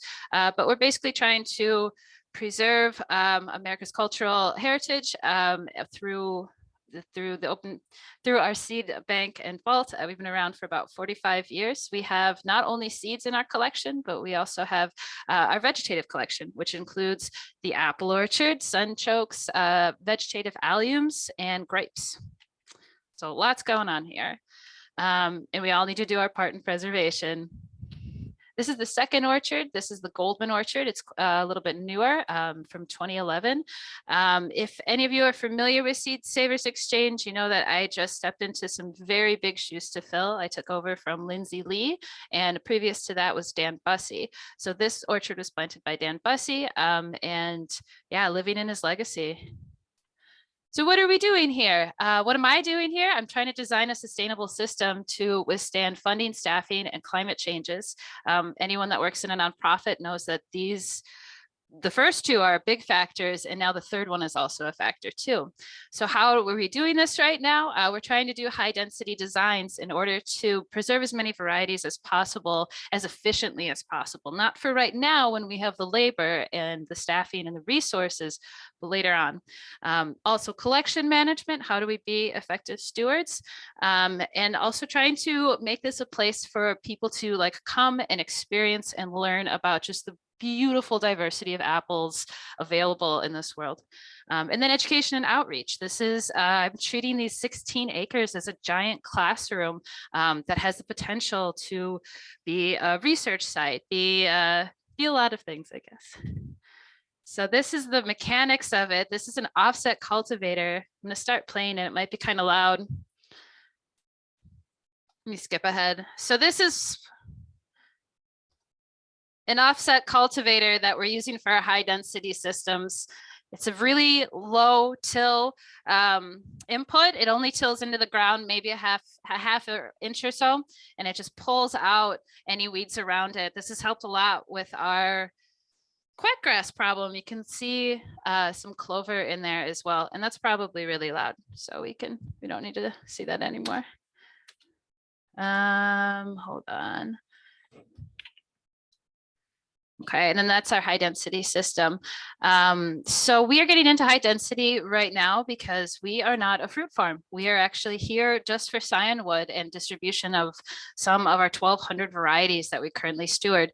1,200 freestanding trees take up a lot of space. And so the high density offers this beautiful kind of catalog. But don't worry, the idea is one variety on super dwarf stock on high density and one freestanding. So you can really see kind of the shape of the tree too. And then collection management, effective stewardship is my job, and I want it to be everyone's job. So we're partnering with Temperate Orchard Conservancy out in Oregon to host some of our varieties. And we're looking for more orchards that have an interest in historic varieties that could steward. So if you already have an orchard and you're thinking, I have room for maybe, 5 more trees, maybe something a little different, like contact me and we can do this together, because I'm really hoping to, for a lot of reasons, mostly climate change and huge flat winds coming through, the more places that we can have these varieties, the better. And then here's just a bunch of beautiful apples that I collected this fall, and it's just an incredible place to be. And wow, there's so much diversity and so much that we can all learn from this amount of varieties. And this is kind of an example of some of the evaluation work that is going on here. Jen, we're reaching 5 minutes. Okay, I'm going to stop. What I need from you all is collaboration. I'm really interested in having these varieties do something, like Eliza was saying. So I'm looking for partnership, cover crop, drought resistance, orchard floor mixes, kind of all of it. And I will end just with my contact and steer you towards our exchange site to order Scion. We have a lot of apples available there. So thank you very much. Thanks, Jen. Next, I have Joey and Julia, and on deck I have Fred Yutzi. Before we start with Joey and Julia, 2 little announcements. It looks like there's a lot of interest for these nutshells, which is not surprising, but it's hard to fit everybody in 2 hours. So if you're interested in a follow-up session, let us know when you fill out our evaluation after this Perennial Farm Gathering, and we might offer a second nutshell session later. Yes. Michelle and I have already been talking. We're going to have another nutshell on Friday. Christy, no. What? Christy, Barbara and I are talking. Stop. Oh. Live figuring out nutshells. So let us know if you're interested, and we might offer a follow-up sessions for these nutshells. Second announcement, I'm very thirsty, so water up, drink some water, and while Joey and Julia go, I'm gonna get some water. Hello. My name is Joey. I'm the farm manager at Four Winds Farm. We're a new farm. We've been growing hops and hay, and we're working on planting into what was the corn and soybean fields that were around us. By putting in a small orchard, we're looking into hazelnuts, berries, a bunch of different animals. Yeah, we have chickens. We're getting sheep in the spring, and we're hoping to graze the sheep around the farm in our hop yard, in our small orchard, and see how that goes, and then expand take over more of the farmland and expand into other things like hazelnuts and chestnuts and an even larger orchard. We have a agricultural education center or agricultural community center on site. So we're working on booking people to come out and do pruning workshops or mushroom identification tours, stuff like that. Then we're open to any and all suggestions or ideas. We're in Fitchburg, Wisconsin. So if anybody's in that area or wants to be in the area, wants to come by and say hi, you can contact us. What else we're gonna say here? Sorry, we kind of threw this together last minute, but Oh, we have an event at our farm. Tom Wall and Kathy Dice of Redfern Farm are going to be coming and giving a talk on agroforestry on the 16th of this month, February. I think that's about it. I do encourage you to come say hi if you're in the area. Thank you very much for your time. Thanks everybody that's talked. Thank you. I have Fred Yutzi next, and then on deck, John Steins. Hello. I'm Fred Utze, calling in from Bloomington, Illinois here. Just started last fall as Director of Research and Commercialization at the Savannah Institute. I am somebody who's come recently to agroforestry from the herbaceous perennial world, and I have to say, there's no community in agriculture like there isn't in agroforestry, and so it's really delightful to have been in this realm for the time I have so far, and see this mix that we have going on here. So just want to run you through some new projects, new faces, new themes you're going to be seeing, expanding, popping up at the Savannah Institute. We're on a full court press here to enable more trees on the landscape in elegantly crafted agroforestry systems, helping people and planet. You're familiar with a lot of the work of Savannah Institute's education and communications team and agroforestry adoption team. But we're out here in growing our research and commercialization programs to build the groundwork for this transformation to a perennial agriculture. The annual crop-dominated systems that are our current norm here, like on the left, aren't here by accident. They're here in part through decades and decades of support, billions of dollars in investments in R&D, in annual grain crops, and in information systems to get them all over the landscape and keep them there. What we need to do to launch the perennial revolution here is to build some of the same groundwork here for agroforestry and for tree crops. And so what I'm going to walk you through in the next minute or two here is what that architecture looks like here within the Savannah Institute and in the collaborations that we hope to have with all of you. Our research work is partially focused on crop improvement, on identifying promising new varieties of tree crops, and on improving through both classical plant breeding techniques and using a lot of the information technology tools at our disposal now to accelerate the breeding process, developing improved cultivars of fruit and nut crops here. We're rolling out here an expansion of that program this year, starting with establishing a germplasm repository that'll span hazelnut, chestnut, currant, elderberry, black locust, heartnut, and persimmon, if that's the complete list, so stay tuned. When we have great tree crop genetics, we need to manage them really well for maximum benefit.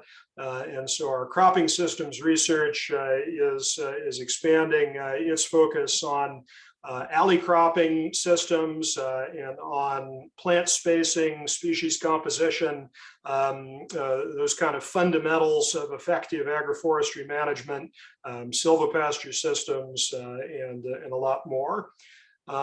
We are hiring soon an ecosystem services scientist position to expand our efforts to track not only the food yield of agroforestry systems, but also the ecosystem services yields in terms of habitat, in terms of water quality, in terms of a healthy climate, aesthetic values, the full gamut. And it's especially noteworthy right now that arguably agroforestry systems are the #1 most promising land management solution for carbon drawdown, especially if you look at both our ability to produce the benefits and to document them easily here and talk about the potential. And then finally, our fourth area of research here is in adoption tools. How do we get from the knowledge we build about great tree crop genetics, about great production practices, about all of the ecosystem benefits, and get those rapidly, that knowledge rapidly into a form that it's useful to everybody from those who advise farmers to farmers and beyond, to put these crops out in the landscape. And so we have a project underway here to take basic information about a whole range of species of tree crops, how they interact with their environment, composite that information together, and produce suitability maps for a whole range of tree and shrub crops here to speed adoption. I'll say lastly here, this research, an exciting milestone here is establishing the Savannah Institute Home Farm Campus near Spring Green, Wisconsin. A shot of that here, which will have a large demonstration and education focus, but also be an epicenter for research. And then we see the Savannah Institute Demonstration Farm Network as being the other kind of exciting constellation of sites for research projects. On the commercialization side, we're reaching 5 minutes. Very good. It's so exciting, Barbara. There's so much to talk about. On the commercialization side, we want to do what we can to make sure there's smooth pathways to market for all of these great perennial crops coming out of these systems here, helping stakeholders in each part of the supply chain get started up, whether it's additional markets for crops, whether it's identifying promising varieties. Yes, a project in robotic farm equipment is another thing we have going, and innovative ways to connect capital. That's all of the above. We've got a growing team to do this work. We've just added none other than Eliza Greenman to our staff here. She earlier denounced glistening orbs of perfection. And so we have a square picture for her on this slide. And so hope to have your interest and collaboration here. Look us up on the web. Thanks. Thanks, Fred. And thanks, everyone. It looks like we have a date for our follow-up session, which will be March 4th. So put that down in your calendars, March 4th for our second Nutshell Talks. And now we have John Steins and Diane Meyerfeld on deck. All right, I will actually be presenting for John. He had to run, but I will be sharing my screen and playing a little video that he sent for us all. So 1 second while I share my screen here. All right.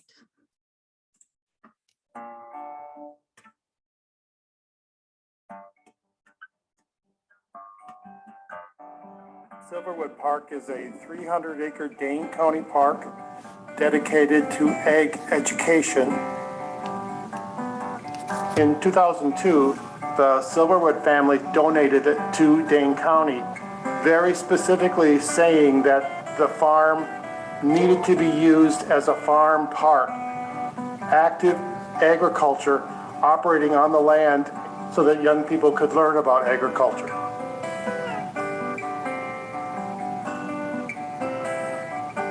The start of the education was a summer school program. That started in 2014, 2015. Now this past year, because of COVID, one of the members came up with an alternate plan, which was to create isolated plots that were properly distanced so that entire families could come out and grow in a small plot for the summer. So it became summer school for almost 30 families out there on a regular basis.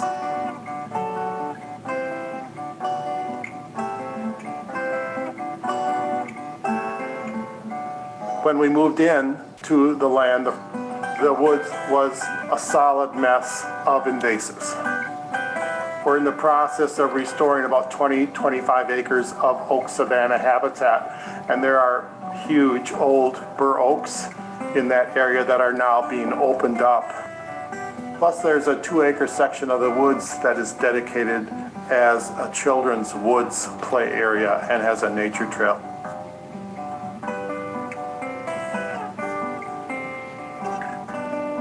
We have Savannah Institute, who's doing agroforestry. Agroforestry is based off of indigenous use of oak savanna as farmland. It's a variety of different ways of using trees and shrubs with grain and other crops. The long-term plan calls for around 40 acres of pollinator space that is stretched across the landscape. It was very important that we link pollinator habitat or prairie savanna habitat across that landscape. So that is really the matrix of the park. And then the fields become isolated sections within that matrix of habitat.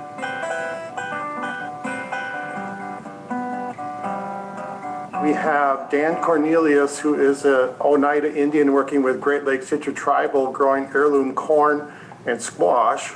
His goal is to distribute the heirloom corn to different indigenous groups around the region. Mark Dudla is a large grain grower in the area, and this past summer he grew sunflowers, which is really quite a sight to see. We had lots of visitors out to look at those sunflower fields.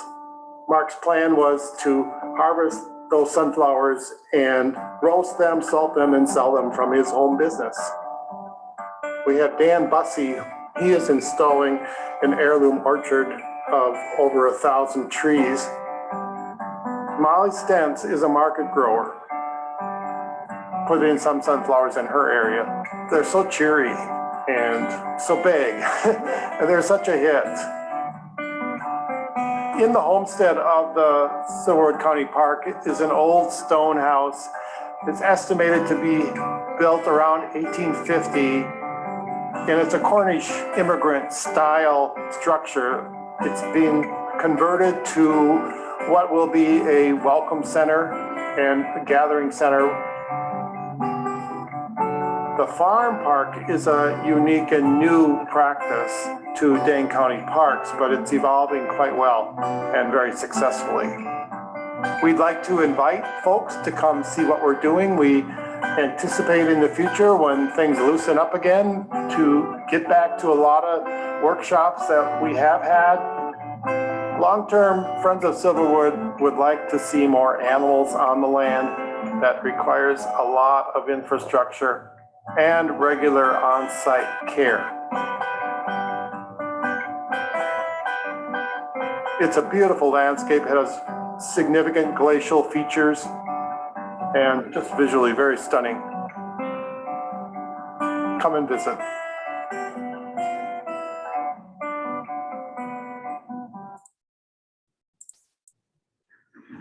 All right, thank you. Now we have Diane Meyerfeld and we have Abigail Uckerton on deck.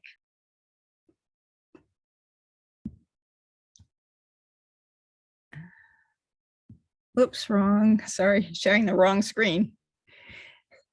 My name is Diane, and I just want to really quickly tell you about a U.S. Department of Agriculture program called SARE, which stands for Sustainable Agriculture Research and Education.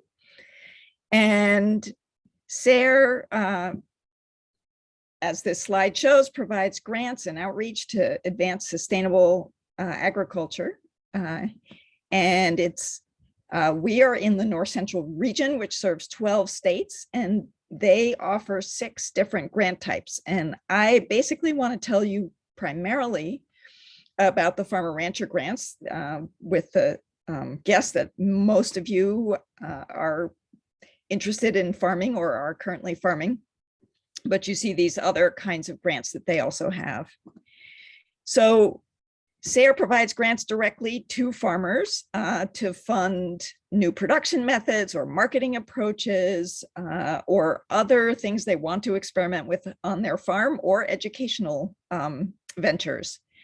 And an individual farm can apply for up to $15,000, and a group of farms working together can apply for up to $30,000.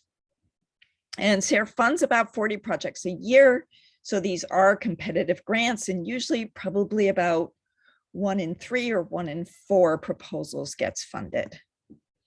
SARE's been a big supporter of agroforestry projects, including a number of projects that were submitted by the Savannah Institute. So yes, this kind of work is the kind of work that SARE will support. What does a SARE proposal successful proposal look like? It clearly defines a problem that can be addressed in the time period of the project. So a project period is 2 years. So, when you're dealing with agroforestry in the long term that it takes, you have to kind of figure out how you can put your research project in a time frame of 2 years. We really encourage cooperation. We ask that the project have some way to figure out whether it's been successful, and you also have to share your findings. SARE is based on the principles of sustainability, which include environmental sustainability, economic sustainability, and social sustainability. And that's all I have to, and the other thing I will say is, if you are interested in this, you can go to the SARE website, and I put that in the chat. And if you plan to apply for a farmer rancher grant, and those calls for proposals come out in the summer and are typically due at the end of November, I really encourage you to reach out to your state SARE coordinator, and you can find their contact information on that SARE website. And just check in with them about your project idea, and they can often give you very helpful guidance. Thanks. Thank you, Diane. We have Abigail now and Mike Miles on deck.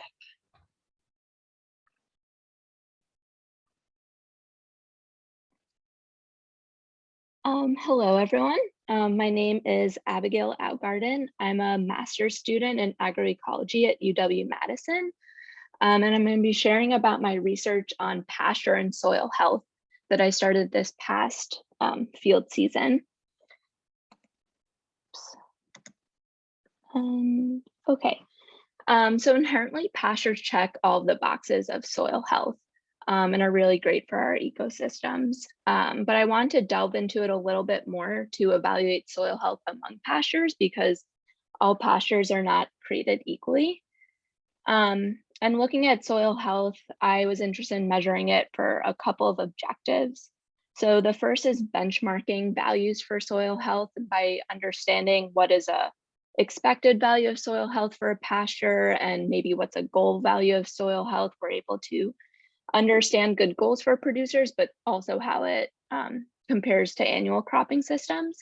And then the second objective was to evaluate relationships among soil health, pasture management, and ecosystem services. I'll be looking into productivity, but I hope that this launches future research in evaluating greenhouse gas emissions, carbon sequestration, water quality, among others.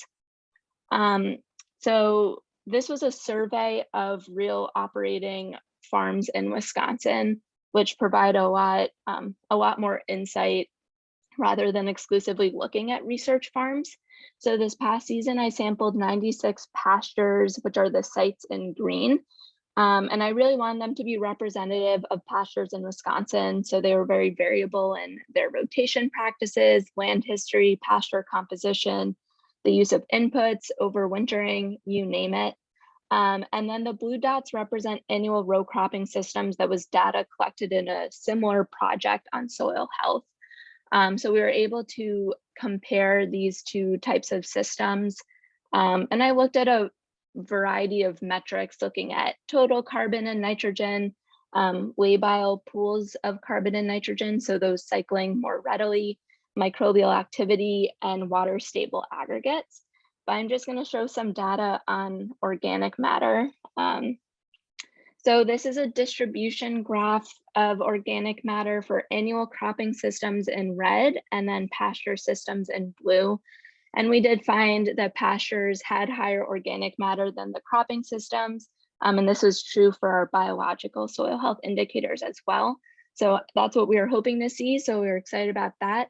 But I also want to point out that there's a huge range in values for these pasture systems. So, you know, the lowest value was 1.5% of organic matter up to nearly 8%.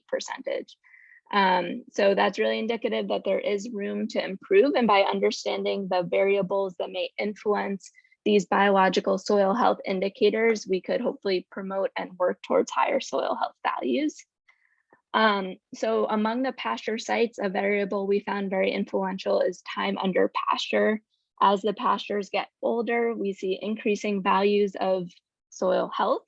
And then these dots are also color coded by the previous land use, which I want to delve into a little now. So all the way on the left in the orange red color, we have sites that were previously fallow. And this is primarily wooded areas and shrubland that, you know, had never been conventionally farmed, but rather when pastures were established, either by clearing some of the land or creating a silvopasture. Silvopasture. And these had significantly higher values than the previous land use. So this is really important in evaluating the soil health of pastures. And with that, I just want to say thank you. I have a lot of other interesting variables coming up and really cool insights. And if you want to know any more, or I'm always eager to collaborate and hear others' ideas for future research. So please feel free to contact me. Thank you. Oops, sorry, that was a bonus slide. Thanks, Abigail. We have a next up is Mike Miles, and then we have Peter Cronberry on deck. Hi there. I'm being very spontaneous on this. I really was not planning on doing this. Mike Miles, I'm a small farmer up in northern Wisconsin. Started getting into silvopasture and agroforestry back in 2015. Actually did the Moses Organic University presentation on silvopasture with Jason Fishbach in 2016, and that same summer had the University of Minnesota and Wisconsin did a joint workshop on silvopasture out at our place because we had both things going on. We were planting trees into pasture, and we were thinning pasture and planting forage. And I'm going to do a screen share, I hope here. Can you see this? I hope. So this is what we looked like at one point. We cannot see your screen. Say that again? We're still seeing you. We're just seeing you right now. We're not seeing your screen. Oh, okay. Hold on. Let me go back. Sorry. Screen share. Share. Got it. But that's not me. So you're still not seeing me. Well, I'm not going to worry about that. We'll just skip the screen share. I'll just talk. You're not seeing this? We're seeing you on Silvo slide. Yeah, that. Are you seeing that? Yes. Okay. So this is where this is one of the places where a 3-acre silvopasture area. What I want to talk about is when you get into agroforestry, climate change can be a problem. And we had a problem in 2019. Our silvopasture, our agroforestry got blown to pieces by a derecho. So this area that you see right here now looks like this. And where we used to, well, yeah, this one here now looks like this, and it's just sad stuff. So when you do this and move into, there's hay bales that got thrown into the woods by a tornado. It's a risky thing when you're trying to sequester carbon, and that's where we started out, is trying to sequester carbon and do good practices and stuff. We put swales in. I mean, we did everything, and I guess what I'm kind of hoping for is maybe a little bit of help on putting it all back together. Diane Merifeld is my friend. She's my coach. We've presented on Silvo Pasture at Grassworks. And, you know, the first thing we did here was to do as little as possible in terms of the place being blown to pieces. So I guess I'm looking, yeah, I don't even know where to go with this from here, other than to say, if there's anybody out there who wants to be in touch with me about next steps, I don't want to abandon what we've done. We got a lot of work into it. We got a lot of time into it. And I think we're going to have to, in agroforestry, like, be aware. We never saw this coming. We just never saw this coming. And when it did happen, you can imagine it was pretty devastating. And yeah, it's tough. I'm kind of like whining a little bit right now, but that's all I got in 5 minutes. Being spontaneous is what we're doing here is really monstrously important. And when we get blown up, we got to figure out how to put it back together. And that's like, again, there's storing carbon in soils, which is great. And when you start storing carbon in forests, this can happen to you. That's what I got. If you want to help me, be in touch. Yes, please share your email in the chat so people can reach out to you and continue that conversation. Okay. Wonderful. So we have Peter Cronberry next and Molly P. Ande. Hey, everybody. I'll be super brief. I ranch out in North South Dakota, right on the border. With my dad and my brother, we run about 600 head of sheep and a couple hundred head of yearlings. And we only run on about 400 acres. But we've been hunting hardy trees for our area. You know, we're pretty cold this morning. We probably had a negative 30-something wind chill. And then in June, we might be 100-some degrees. So we were kind of hunting trees that are hardy enough for our area for a few reasons. Tannin production being one, you know, from an animal nutrition standpoint, wind protection, shade, catching snow, you name it. And then we kind of like try to find some of these heirloom trees or fruit trees to plant, just because in this region they're mostly dead or dying out. But I had totally forgotten about seed savers, so I'll have to get in touch with them. But anyone else who's got, you know, things that are zone 3 hardy, and you'd be willing to sell or whatever it might be, sell some of those, we'd certainly be willing to do that. We got one pasture we're going to try to turn into like a savanna. And then another one we'll try to turn into a silvopasture, you know, with a little bit more tree canopy in it, just for weather protection from sheep, primarily. But I'll put my email in the chat, and anyone that, you know, might be interested in selling some trees or whatever it might be, give me a holler. So thank you. Thank you, Peter. Molly, you're up, and then we have Jacob Race. Excellent. Hi, let me share screen here. There we go. Okay, excellent. I run the Southern Heights Food Forest. We are in Lincoln, Nebraska. What makes our project a little bit different from a lot of what's happening here is that we're in a very urban situation. We're 2 acres in the middle of the city. So this is installation. These slides are sort of erratic. Installation of our first mushroom area. Of course, King Stropharia, it's the only one that'll grow in the full sun. These walnut trees that are surrounding us are now overhead, so we don't get those mushrooms much, but we've been seeding them around to other pastures, other pathways through the site. We have persimmons and all kinds of other things on site. Those are baby persimmons there that you're seeing. One of the first things that was necessary when I showed up in 2017 was to start working on the hydrology of the site.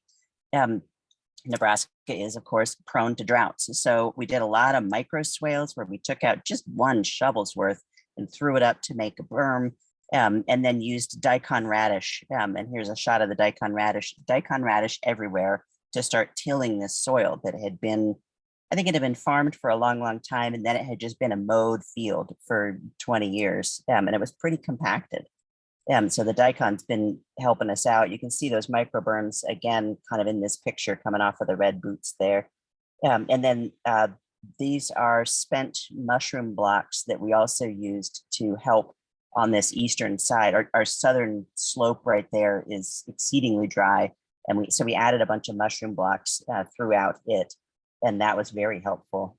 We've seen a huge boom in the amount of wildlife on site. We started planting trees mostly in 2015. We got our start on the planting trees. This picture is from 2020. You know, it's 0 to 50 in short amount of time. We have foxes visiting, we have hawks, we have all kinds of it's a really full ecosystem. This is one of the pollinator gardens.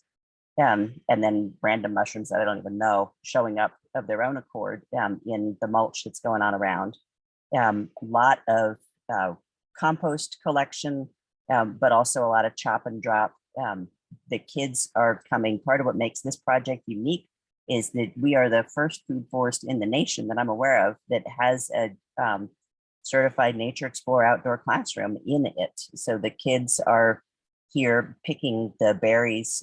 It is free. The families come whenever they want. We have, this is a wild plum. We try to focus on Native American food crops. You know, here's a little kid. She's eating aronia berry by the fistful. Aronia berry don't actually taste good in the summer and barely taste good after frost. And the kids come in and just strip the trees. They just strip the bushes because they need those antioxidants. And she's got a tomato in her other hand here. This is she's either 2 or 3. Just standing around eating. We have art supplies in small sheds that they can pull out at any point in time. We also have building blocks and a little garden. You can see that there's a certain area that we're like, hey, this is more traditional foods. Most of it we're trying to do as perennials, but there's some more traditional stuff so that they have the experience of like, hey, we know onions, we know tomatoes, kind of, you know, so it's an invitation, a way in. We have musical instruments that are available. These are the kids are helping us plant strawberries. So we just put out green flags, strawberries by each of these, and then the families could pick up some strawberries and go plant them. Those are pecans that the people are standing by there. Then, of course, we had to do signage. And so we just started painting and then hijacked anybody who showed up. Hey, you want to help paint? And sure enough, they wanted to help paint. They had a great time. So it's been really a community project, as much about building community as about the perennial agriculture itself. The hope is to spread the ability to do to grow micronutrient dense crops with really wonderful supplies of those nutrients that are so hard for families that are struggling financially to get a hold of. I mean, a pack of blueberries is like $4, right? But if we can grow good fruits right there all around town, that's the long-term vision, is to hopefully turn all of Lincoln into a giant orchard of sorts, so the kids can just go to school eating the fruits right there off the pathway. So, you know, a little bit of idyllic dreaming, but I think we can do it. I don't think we have a whole lot of other choices, frankly. So I'm looking, one quick thing you guys can all help us with. I'll throw my email up in the chat, but I'll have to see the preserved chat later to get to it. We're trying to connect with all of the other publicly accessible food forests or publicly oriented food forests in the country, doing a bit of a scoping study to see if folks want to hook together. Are there things that we could do together that might be easier to do together than to do differently, such as going after funding?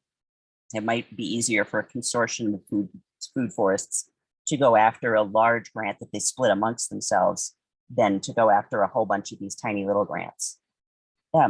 So that I'll put that in the chat there. That is one of the things we're doing. And then if anybody has information about how much micronutrients one might need per capita, that would be helpful also. So I'm all done. Great. Thank you so much, Molly. Next is Jacob Grace, and we have Matt Wilson on deck. All right, thanks, Barbara. It's been great to hear from everybody, and I'll try to do a 30-second nutshell here. So my name is Jacob Grace. I work for the Savannah Institute, and I'm just gonna highlight 3 projects that I'm involved in right now. So the first I'm gonna drop in the chat. This is a project looking at food safety in terms of livestock and specialty crops or agroforestry crops on the same piece of land. This is a project we worked on over the past couple of years with a few different farmers who are here today. If you have livestock that you also raise specialty crops with, we have some videos and a free resource that gets into a lot of the legal details on that you can download at that link. Looks like I need to share it with everyone here.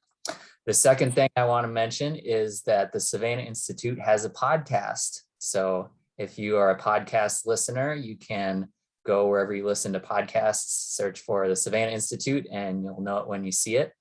And then the third thing I just want to say is that, the Savannah Institute is very focused on agroforestry, but we are also working on providing materials related to grazing and livestock production. And that's something that I'm going to be working on in this coming year, is trying to provide some more resources for that and working with other people at the Savannah Institute too. And also wanted to highlight a group we're working with, the Grassland 2.0 project, which is focused on supporting managed grazing in the Midwest. And if you listen to Wisconsin Public Radio today, you may have heard Grassland 2.0 featured there. So I'll leave it off there, but if you have any questions for me, you can email me and find all that info at our website. Thank you. Thanks, Jacob. Matt, you're next, and then we have Matt Smith on deck. Right. Share my screen here. Y'all seeing a presentation? Yes, we are. Okay, so I'm Matt. I am the Wisconsin Agroforestry Technical Service Provider here at the Savannah Institute. And I'll be brief too, just to let everybody know that we do have a technical service program, and this is where we can work one-on-one with clients and landowners, farmers, institutions on getting agroforestry planning done on the ground. So we have this service available right now in southern and central Wisconsin. We've got some specialized projects on the Fox River and Sheboygan River watersheds, and then northern and central Illinois is where we have capacity. So if you're in those areas, we can actually come on out to the farm, work with you on farm planning, connect you with resources. One of the big things we do is connect people with the programming that through the USDA to find funding, and a lot of these other partners that you've heard some about today. So if this is something that you'd like to do, reach out, and we'll work with you on getting some of this stuff done on the ground. Thanks. Thanks, Matt. Next, we have Matt Smith, and up on deck, and the last presenter of the day will be Jehan. Hello, my name is Matt Smith. I'm a research ecologist at the National Agroforestry Center, and I just want to provide an exciting update. Just this week, we released the National Agroforestry Survey with NASS. And for those of you who may not know, the National Agroforestry Survey was sent to 11,000 producers who said they practice agroforestry in a 2017 census of ag. And so some of the folks on this call may actually have those surveys coming to their inbox as soon as this week. And so folks can fill out the survey online or via the paper copy coming. And some other interesting news is that this is a census of ag year. And we're excited to say that the agroforestry question that was asked in 2017 is going to be asked again in 2022. So this will be the first year we can actually have time series data for agroforestry. So we want everyone to know the agroforestry question is going to be there. If you're practicing agroforestry, please keep an eye out for it. It's going to be in the practice section at the end of the census of ag. And please inform all of your fellow farmers who are practicing agroforestry that that question will be there. We really want agroforestry to have a strong showing. Again, programs and funding are dependent on having a strong showing. So again, really exciting year for surveys in agroforestry. And if anyone has questions on the National Agroforestry Survey, don't hesitate to contact me. That's it. Thank you, Matt. And then our final presenter, Jehan.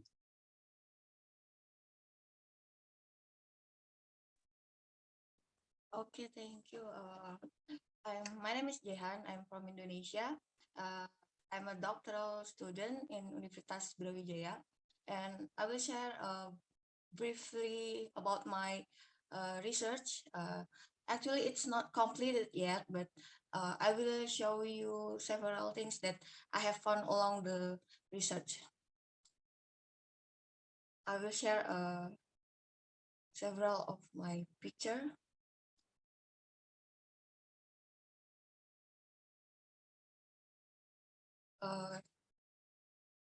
Can you show my, can you see my share screen? Yes, we're seeing a map. Yeah, this is where is my research site in Banyuwangi. It's near Bali, and my study about coffee agroforestry in Banyuwangi. And sorry, this is several coffee agroforestry that I found. It's managed by a local community, and it looks like this. And when the last time I go there last week, it's in. We're still Yeah? seeing the map. Oh, you're still seeing the map. I'm sorry. It's not working. I'm sorry. I will try to share again.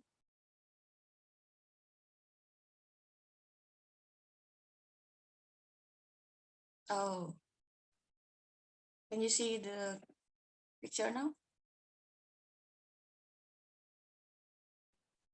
Okay, this is the coffee agroforestry, one of many. So I still have several pictures to show.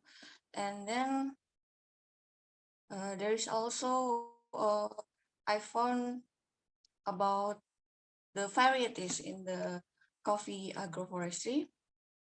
I'm sorry if I have to stop because I use my phone. There is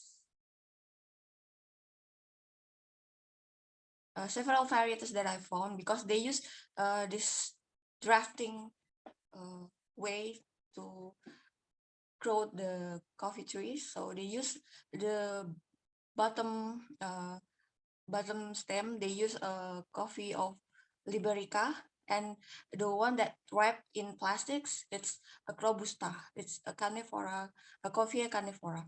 So they use different type of species of coffee because they want to have a good production of coffee, but also a strong stem. And then I will show you several type of varieties coffee that we found.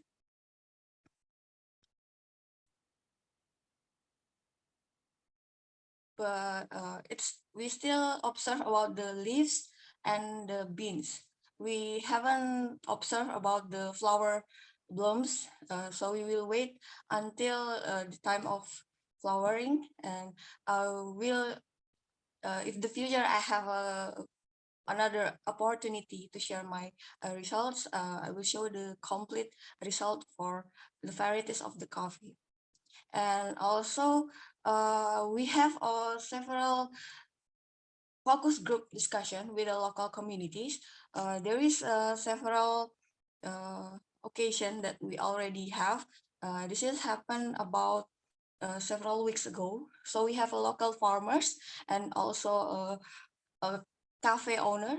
So they have a business coffee, and also ecotourism activist. So we want to make a like Savannah Institute. We will try to educate local community and others that agroforestry is good for the balance for agriculture and also for environmental conservation. I think that's I can explain about my research. I'm sorry if I have bad English, but I hope you can understand about my research. Thank you. Thank you so much for sharing. We have reached the final presentation, so we're at the end. Thank you so much for staying all the way to 4:30 with us today. As a reminder, take down the note in your calendar that we're meeting again on March 4th for another session of the Nutshells. You will receive an email with that information soon. Don't forget to fill out our survey and our evaluation about the PFG. Thanks again, everybody. Thanks for these great shares and great presentations. And thanks again, whoops, to our sponsors for making this possible and all of you for your great work.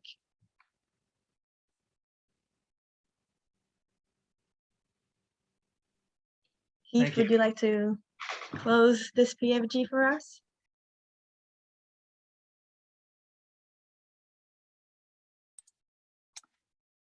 I just want to insert real quick to give a big shout out to Barbara and to Michelle, especially for organizing this and doing all the heavy lifting. Michelle, you're amazing and we appreciate you so much. So thank you. Great job, team. Wonderful to see all of our farmers and what a great community. Thank you, everyone. Thank you.